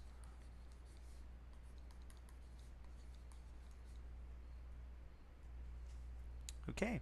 So how do we remember our different shapes? You could start with steric numbers. I kind of like let that go, but basically, here are the different shapes you really need to know up to this point. We'll stop at tetrahedral.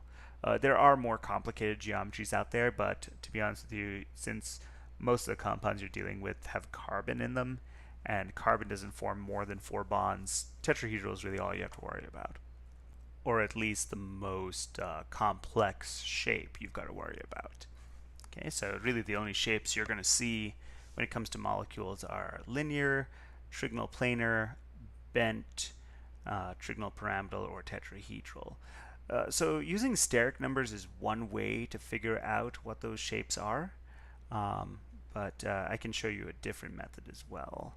So basically, one way to figure out what the shape of a molecule is by counting things off of it is that if something's got 2 atoms coming off of it, it's either going to be linear or bent, right? So if you look at our linear molecule here, you only have you have 2 atoms that are coming off. Or we're not making note of whether these are single or double bonds or anything like that.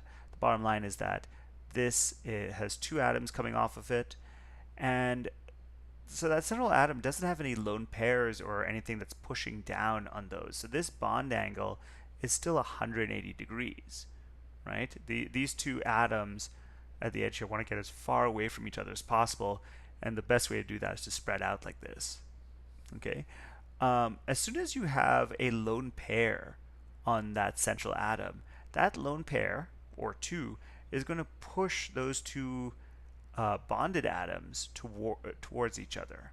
And that's what bends the molecule. Okay? With three atoms, if you have three atoms coming off your central atom and no lone pairs, it's going to be trigonal planar. Okay, because again, as I pointed out, these three atoms form a triangle, and that triangle is going to be flat.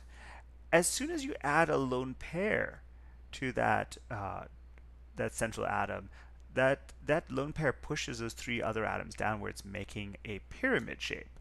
In fact, a three-sided pyramid, and that's why it's called trigonal pyramidal. Okay, and then of course I think we've explained tetrahedral before, but basically, if you have four atoms, those bonds want to spread out as much as possible, and to do that is tetrahedral. Okay, but again, the key thing to realize is whenever you're looking at your molecules, you can figure it out just based on shape alone what the hybridization is as well, or the name of the shape. But you can also see, for example, if you have sp3 hybridization, that's four orbitals being used up, hence the steric number of 4 over here. So that could be either tetrahedral, where all of those are single bonds. You could have something that's trigonal pyramidal, where either where one of those orbitals is used for a lone pair, and you could also have bent, where two of those orbitals are being used for lone pairs. Okay, with sp2 hybridization, you're going to have this trigonal pyramidal shape, trigonal planar shape, where that third orbital is either empty, that unhybridized p orbital is either empty, or it's being used to make a double bond, or a pi bond, which is part of a double bond for one of these. And of course, with the linear, it's sp hybridized. Your two p orbitals are either empty, or housing lone pairs, or used to they're not housing lone pairs, otherwise it'd be bent. But they're either empty or they are used to form pi bonds.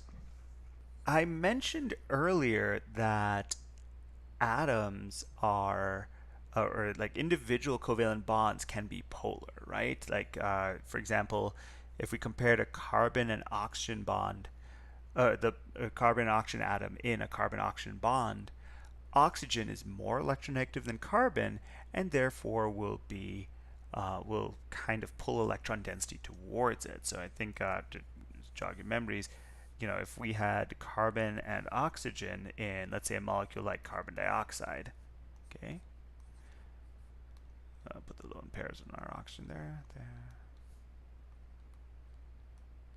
So if I were to look at just one of these bonds, so let's say I looked at this carbon-oxygen bond on the right, okay, I could draw a dipole moment for this going that way, right? This oxygen here has a little bit more electron density than that carbon. So the question to ask yourself is, okay, is this bond polar or nonpolar? Obviously it's polar. The follow-up question is this molecule polar or nonpolar? And even though the bonds are polar, this carbon-oxygen bond is also polar, but in the opposite direction.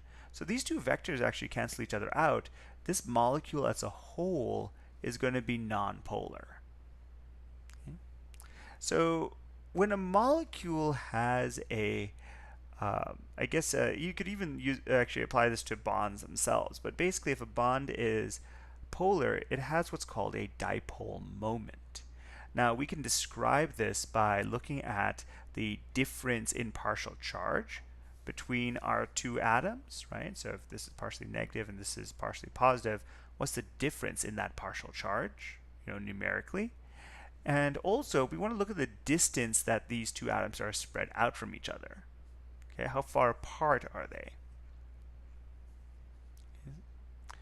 All right, so the way we measure this is in units of debye, where 1 debye is 10 to the negative 18 electrostatic units per times centimeters.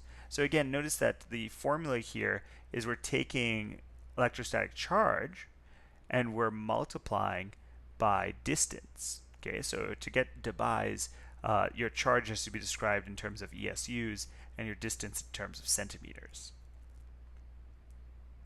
Okay, so here's an example of a dipole moment for a single bond.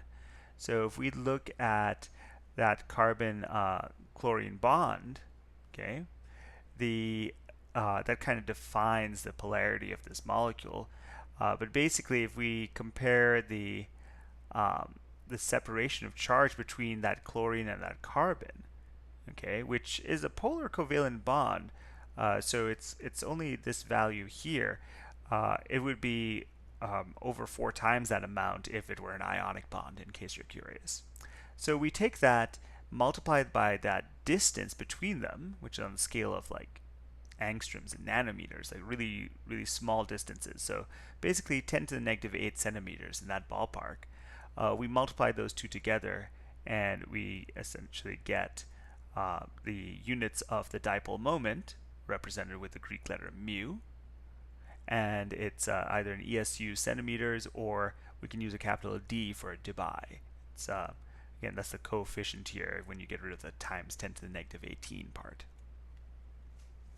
Okay, so for a theoretical exercise, if you wanted to figure out how ionic something is, basically you can just treat this bond as being ionic. So you say, all right, for my calculation, if this were an ionic bond, that charge separation would be 4.8 times 10 to the negative 10 ESUs, right? I think I mentioned that in the previous slide here. So you would multiply that by that same distance, and you could figure out that, all right, if this was an ionic compound, that chlorine left as a chloride and completely separated this, my mu, my dipole moment, would be 8.51 dBi.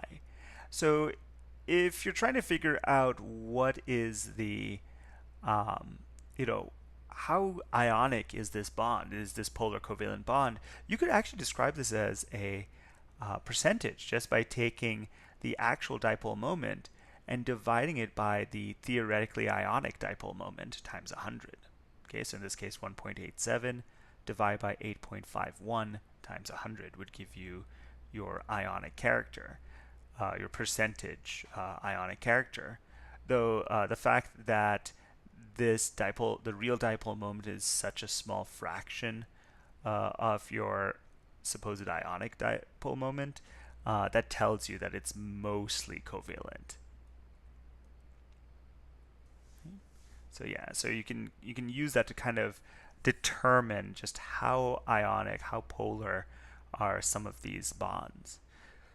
Okay, so for example, a carbon-oxygen single bond is much lower in ionic character compared to the huge disparity in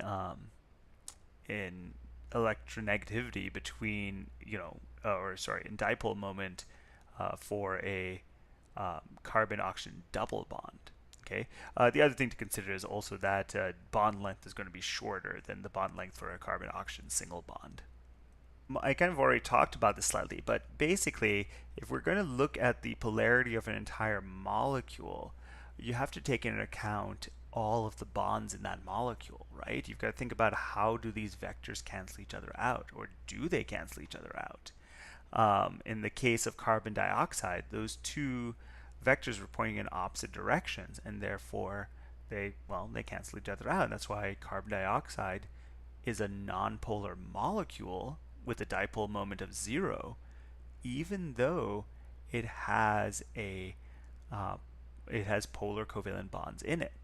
It's only when you have an imbalance in these bonds, these types of bonds, that you start seeing molecular dipole moments. So for example, if you had methane where these two chlorines were hydrogens, this would be a nonpolar molecule. But as soon as you put these electronegative chlorines, these two vectors for these two bonds add up and point in this direction. And that's why this is a polar molecule. Okay. Now, there is a shortcut to doing this. yeah, this isn't a perfect shortcut, but I think for most of the examples you guys are going to see, this is probably a quick and easy way to determine if a molecule is polar or not. Look at that central atom and ask yourself, is everything coming off this central atom the same thing? So notice that I have two hydrogens and two chlorines. Those are different things. That's what makes this a polar molecule. If all four of those atoms coming off your carbon were the same, if all four were hydrogens, or even if all four of them were chlorines, that would be a nonpolar molecule. Okay, whereas here you have a chlorine half that's slightly electronegative, so you have a slightly negative half to this molecule, and you have a slightly positive half to the molecule where the hydrogens are. Okay, so you could kind of think of it in terms of partial charge as well. So this is your partially positive charge. This is your partially negative side. Okay, so you can kind of imagine that this molecule is kind of polar that way. Okay, and it's the same thing here. You can see with ammonia, that lone pair is going to pull electron density towards it, and that lone pair is different from those hydrogens. That's the other way to quickly determine that. Same thing here for water. These two lone pairs are going to be different from those hydrogens, and that makes this molecule polar. Sometimes when you see water drawn out, it's kind of hard to see that, and that's because you're not thinking three-dimensionally. So if you see water drawn like this, with its lone pairs up and down, this is not a linear molecule. This is the problem with trying to draw a three-dimensional molecule on a two-dimensional screen or sheet of paper or whatever you're using. These two lone pairs are not in the same plane as everything here. Remember, if you have four electron groups coming off a central atom, it's going to be a tetrahedral shape. So these two lone pairs are pushing these two hydrogens closer to each other. So that's why often people will draw water like this to remind themselves that it's a bent molecule. Okay, so it's okay if you draw water like this, but you have to remember that it's going to be bent in shape. Oh, and by the way, that's I like this question here. Would the dipole be different if it were linear rather than angular? This is actually why water is polar, in addition to having hydrogen bonding. If water were completely linear, these two dipoles wouldn't be pointed upwards. They'd cancel each other out, and life would be very, very different if water were not polar and didn't have its resulting high boiling point. Anyway, so that's something to keep in mind. Okay, here's a little like electrostatic map showing that. So we have our chlorine, which is very electronegative, and you can see it sort of sucking that electron density towards it, okay, and giving it that partial negative charge. Okay, so if you want to measure Debye's for various molecules, here are some examples. Okay, you can see how something like carbon tetrachloride, which is very non-polar, right? All four of your carbon-chlorine bonds cancel each other out because they're all equally spaced out from each other. So that non-polar molecule is 0 Debye. Okay? So the higher the dipole moment, the more polar your molecule is. Okay, and therefore the more ionic character it'll have. Another thing to notice is with pentane. Pentane has a 0 dipole moment as well. Part of this also to remember is because carbon and hydrogens have very similar electronegativities. And again, with the symmetry of this molecule, a lot of that stuff also cancels out. Okay, so that brings us to intermolecular forces. All right, so the polarity or lack thereof of a molecule can interfere, or it will affect how molecules interact with each other. Okay, now many properties are dependent on this. I think I alluded to water being surprisingly high in boiling point, and that comes down to its strong intermolecular forces, which also come down to it being a polar molecule. So there are a lot of properties, not just boiling point, with things like solubility and density. All sorts of things are affected by your intermolecular forces. So what are intermolecular forces as opposed to intramolecular forces? Intramolecular forces, or forces within a molecule, is basically just bonding. Okay, intermolecular forces, refer to forces between molecules. Okay, so inter means between. So how are molecules attracted to each other? Now, if you have a molecule with a charge, that charge is going to be, um, the positive and negative charges will cause things to get attracted to each other ionically, right? So when it comes to neutral molecules, though, there are three main interactions that we look at. We have dipole-dipole interactions, hydrogen bonding, and London dispersion forces, also known as van der Waals forces. Okay. Now, if I were to label them in order of strength, hydrogen bonding is the strongest, and London dispersion forces are the weakest, generally speaking. Okay. So I'm going to explain them a little bit out of order, just because dipole-dipole interactions are probably the easiest to understand. A dipole-dipole interaction, as the name suggests, is when you have two polar molecules, or dipoles, and they attract each other, kind of like magnets attract each other. Just like the north pole of one magnet attracts the south pole of another magnet, the partially negative end of one molecule will attract the partially positive end of another molecule. Okay, so it's very similar to magnetism, though obviously it's more electrostatic than magnetic. Okay, so that's dipole-dipole interactions.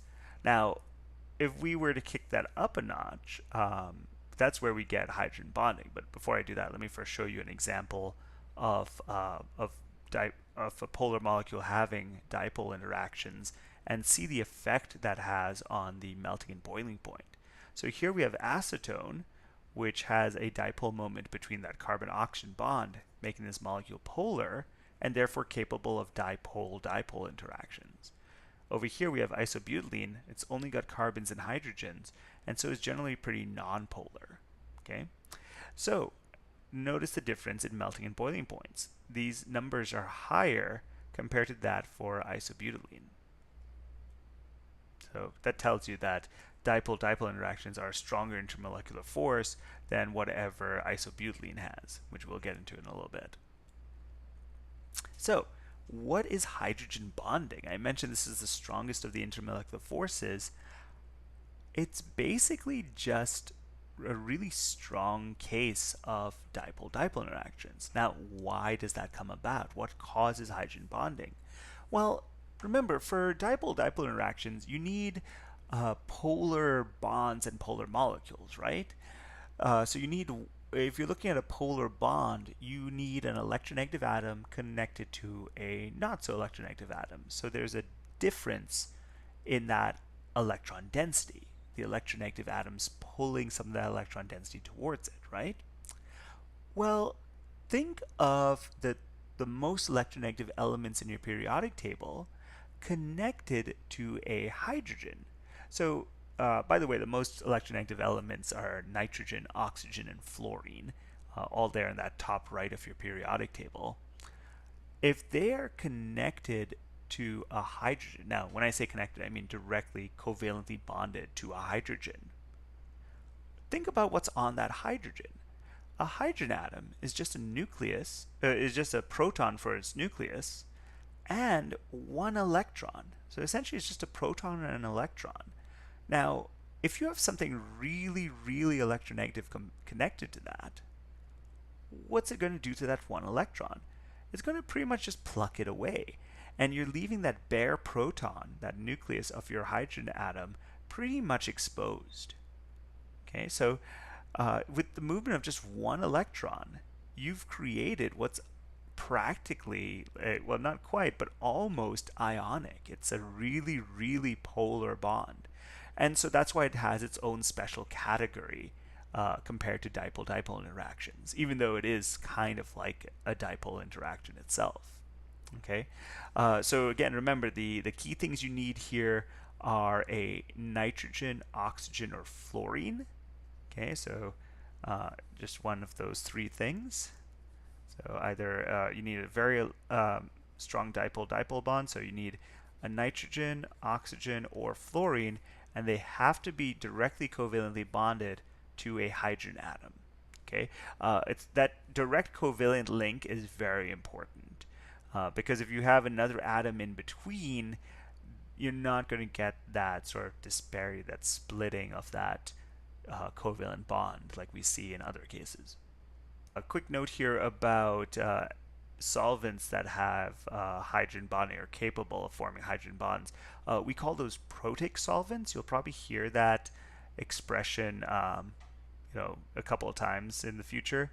But basically, it's just a solvent that gives off a hydrogen. So here we have, for example, ethanol, and because we have an oxygen connected to a hydrogen, and that hydrogen can get plucked off by another ethanol molecule, we say that ethanol here is protic. It's able to give off a proton, hence the name. Okay, so this is something that will come in handy, or this concept will also come in handy in chapter 3 when we start looking at acid-base properties. So you can see that our ethanol here is going to act slightly acidic. Okay, so let's try this exercise out. Have a look at each of these and ask yourself which of these are protic, which of these are capable of hydrogen bonding and which ones aren't. So remember, you need to find a oxygen, nitrogen, or fluorine directly connected to a hydrogen. Okay, and remember, having an in-between atom does not help.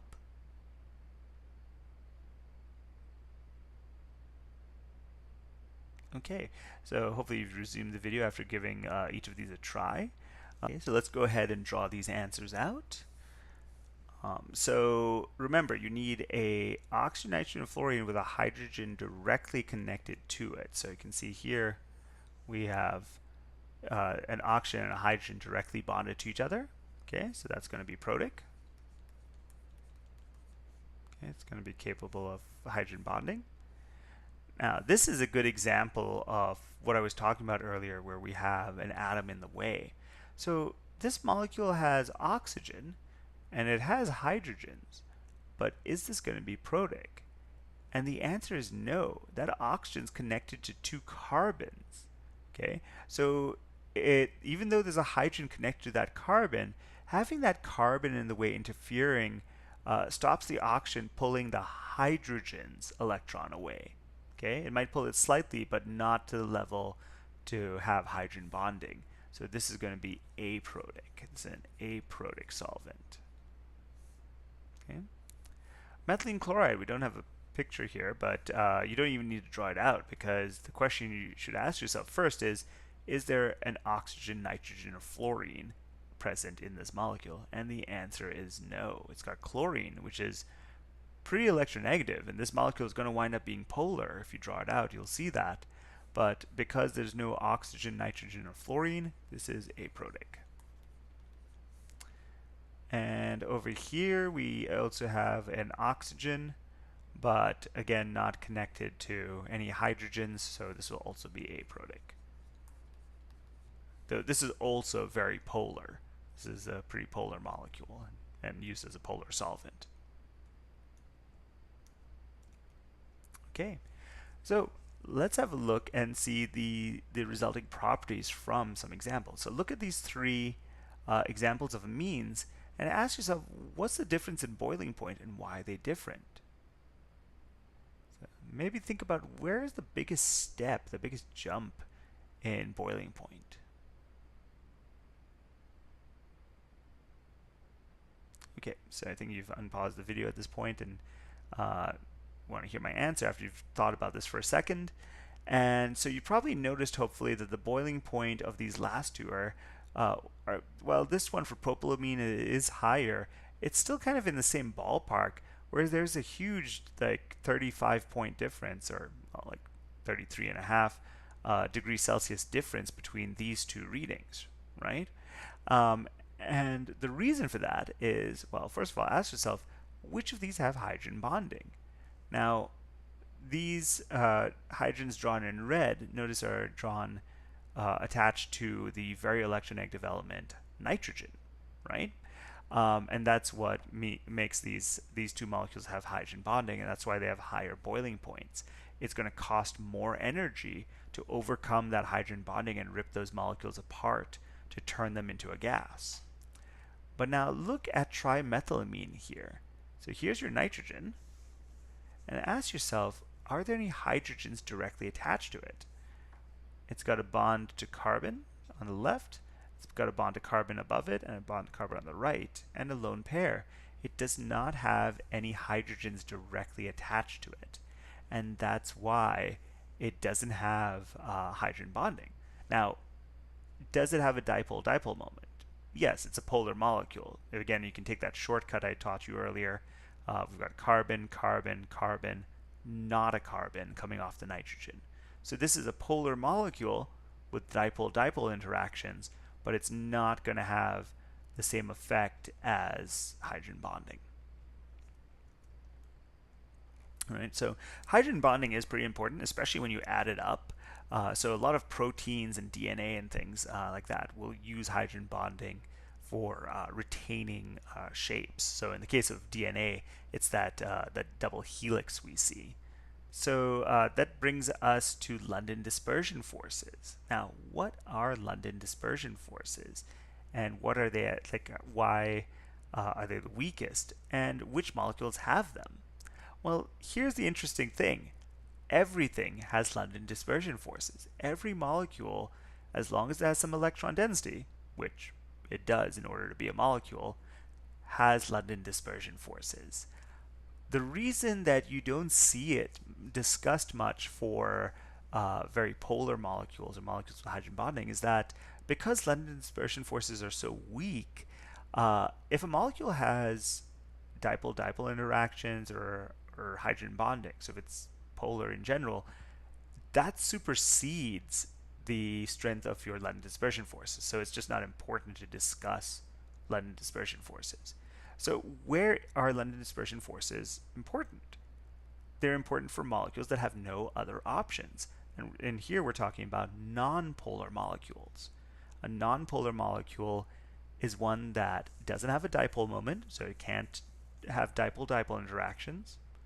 And of course, it won't have hydrogen bonding either.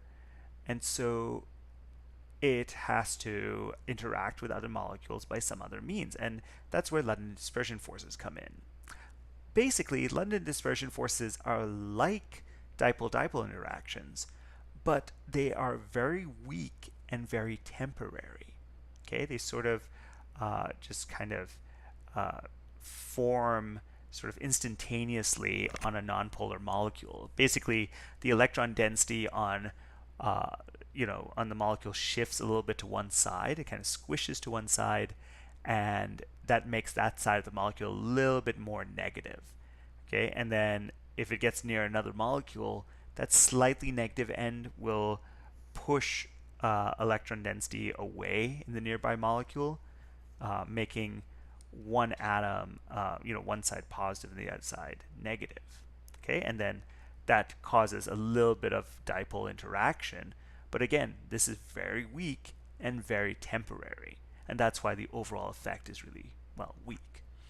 That being said, if you have more electrons to push around, this effect does add up. So that's why, for example, iodine, which is a nonpolar molecule, forms, solid crystals, right? Because it's so large and squishy, it can do that. It can form slightly more permanent instantaneous dipoles. Okay, so here's an example or a picture to help illustrate that. So here are two nonpolar molecules, and you can see how here this molecule of pentane on the left has some of its electron density squished to the right, and so this slightly negative side kind of repels electron density in the nearby molecule, and so it makes this end on the right partially negative, but here where those electrons have been repelled away, this end is slightly positive. So if we have a slightly negative half and a slightly positive half, there's going to be attraction between those two. And that's what a London dispersion force is. There's some attraction between these two halves. But again, please note this is a very weak and very temporary effect. And that's why London dispersion forces are weak.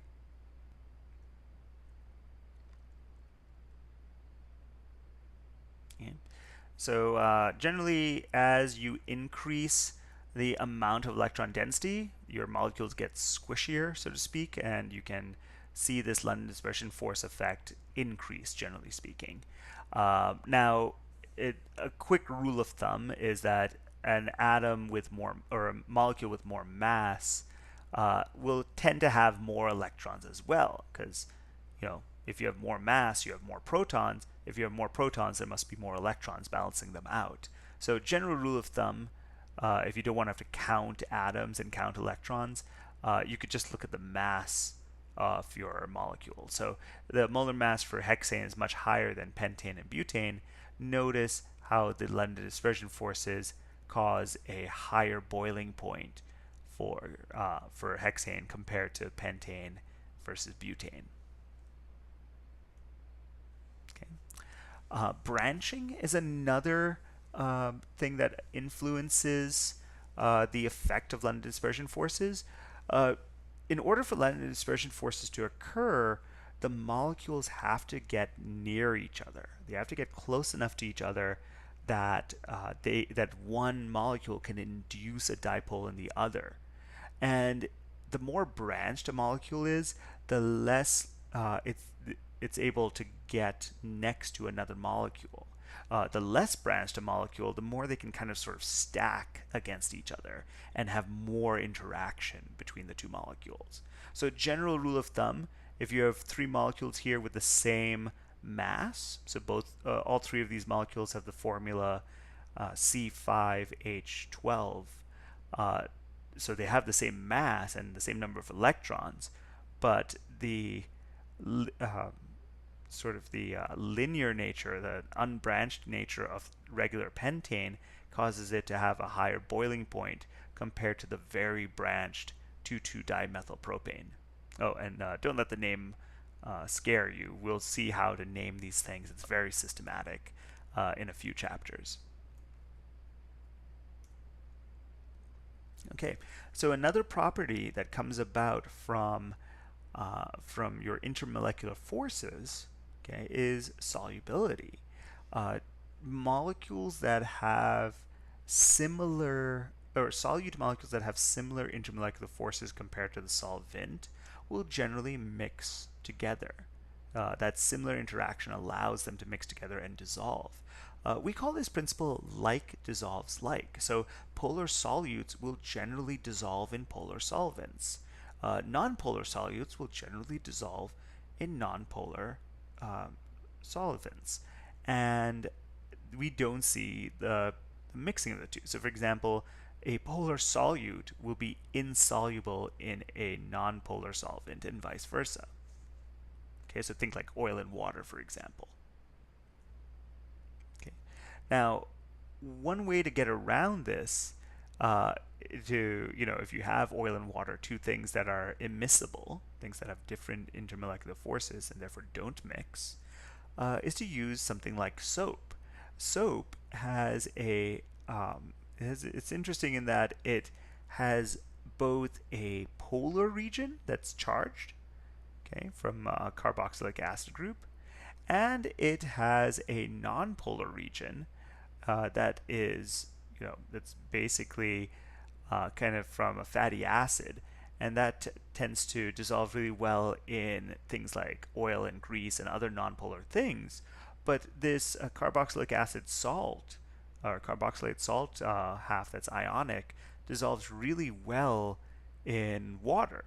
So basically, it helps pull oil and dirt and grease and all these things that normally wouldn't dissolve well in water. It helps pull it into water. Now, what happens is it kind of globs together and forms what's called a micelle. Micelle spelled Micelles over here. You can see that our greasy oil and dirt and whatever is surrounded by those hydrophobic tails from our soap molecules, those nonpolar tails that don't like water. They're hydrophobic, which means they like oil, right? They're nonpolar and they are attracted. They dissolve well with the nonpolar, oil or grease or whatever.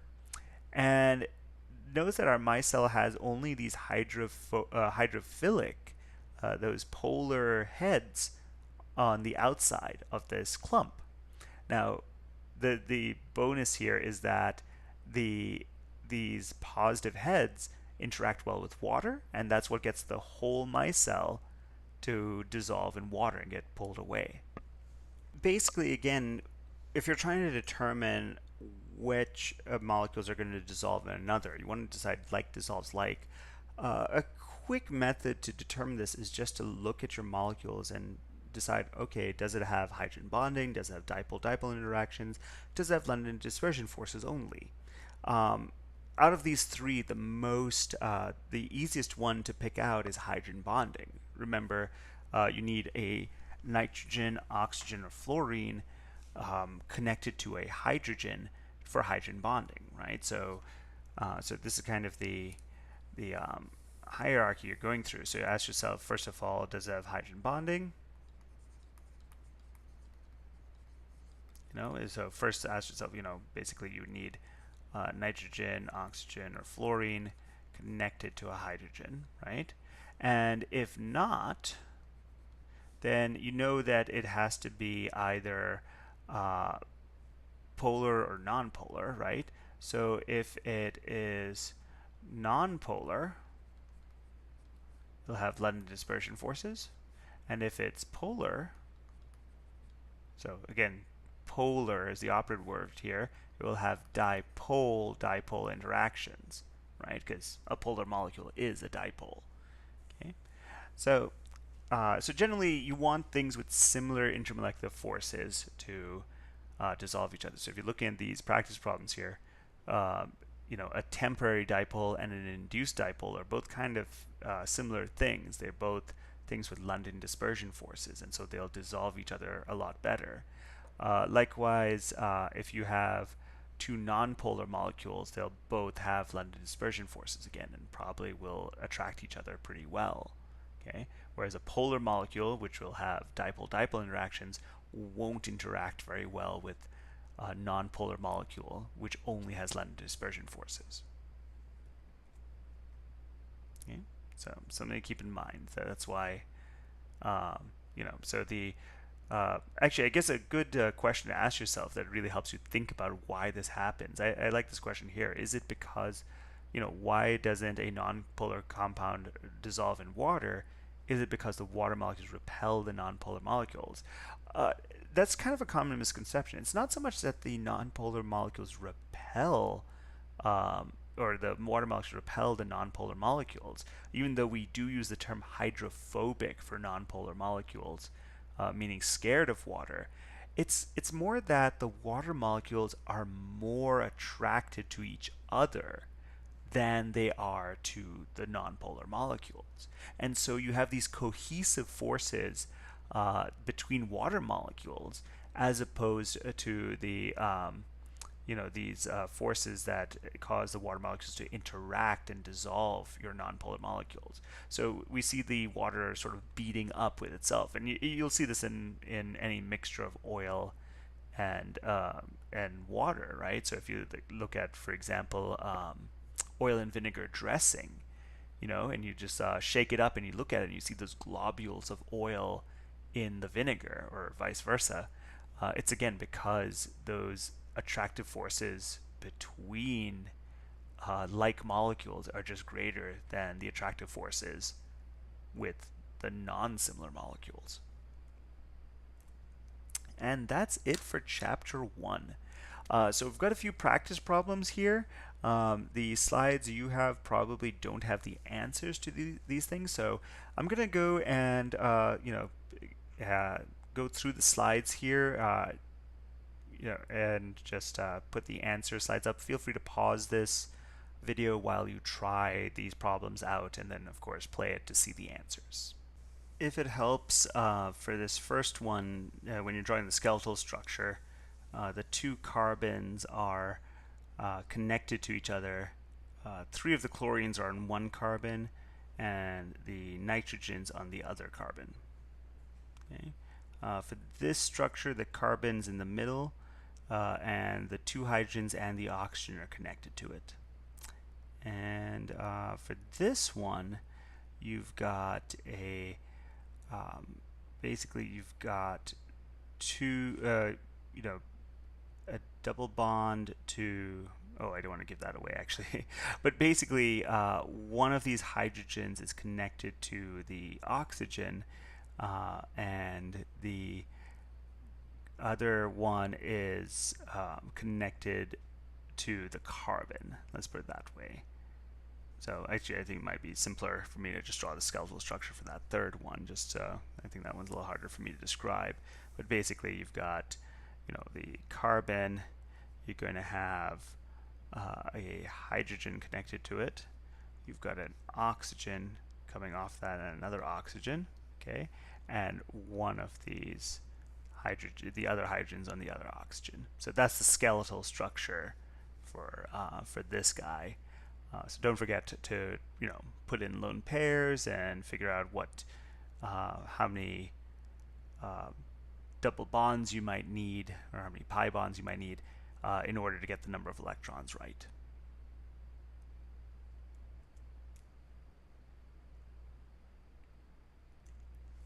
Okay, for this problem, we're going to draw, try and figure out formal charges. Remember, one you want to try and imagine that we're breaking any bonds in half. One method to do this is to kind of draw a circle around any atoms in question, and ask yourself how many electrons are in that circle, and how does that compare to the valence number for that element. Okay, so any bonds you're breaking, count that as one electron. Any lone pairs that are in the circle are two electrons, obviously. So for example, if I were to look at this nitrogen over here, right, and I draw my, if I draw my circle around it, okay, so there's one electron in this bond, and one being left out of the two electrons from that bond. So I've got two electrons from this lone pair, 2, 4, 6, and there's a seventh electron here. Now, how many valence electrons does nitrogen normally have? It's in group 15, or group 5a, so normally it has 5 valence electrons. So the fact that this thing has 7 valence electrons means that nitrogen has a -2 charge. Okay, so that's basically how you would go about doing this. Don't worry too much about the hydrogens. The hydrogens are all neutral, but basically mark any atoms that are not neutral. So for example, if you look at this carbon here, there's 1, 2, 3, 4 electrons in that circle, and carbons in group 4a, it has 4 valence electrons. So this is a neutral carbon, so I don't have to worry about marking that. Okay, so go through these examples and see if you can identify all of the atoms that either have more or too few electrons. Remember, if something has too few electrons, it'll have a positive formal charge. Okay, and here are the answers, so you can check to see if you got those right. Okay. Here are some just, questions about quantum mechanics type stuff, just with the orbitals. So we'll we can gloss over these. These are more like just direct questions. So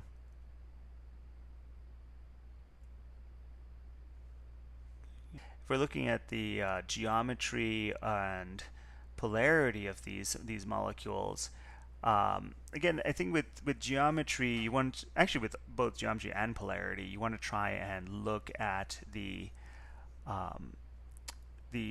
geometry around that central atom. See what's going on around that central atom. Okay, so for example, when you look at this carbon, you say, all right, it's got 1, 2 atoms connected to it and no lone pairs. What shape is that going to be? And if that's the case, what type of hybridization does that molecule have? It's got that shape, and it's got 2 pi bonds in this triple bond. How does that happen? Okay. Then for polarity, the shortcut here is, again, if you look at that central atom, ask yourself what's coming off of it, and are they the same things or not? So this nitrogen and this carbon are different things coming off this central carbon. So think about whether this makes it polar or nonpolar. Okay. And then, of course, I think I've told you the little flowchart for figuring out intermolecular forces. So first check for hydrogen bonding if you've got a nitrogen, oxygen, or fluorine directly connected to a hydrogen.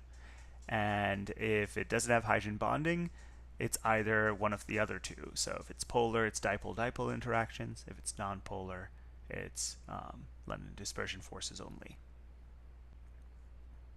Okay, and that's it for this chapter. So, as always, if you have any questions, let me know during our office hours, or just anytime you want to make an appointment, or just email me a question. That's fine too. And yeah, be ready to take a quiz on this. All right, good luck and have a great day.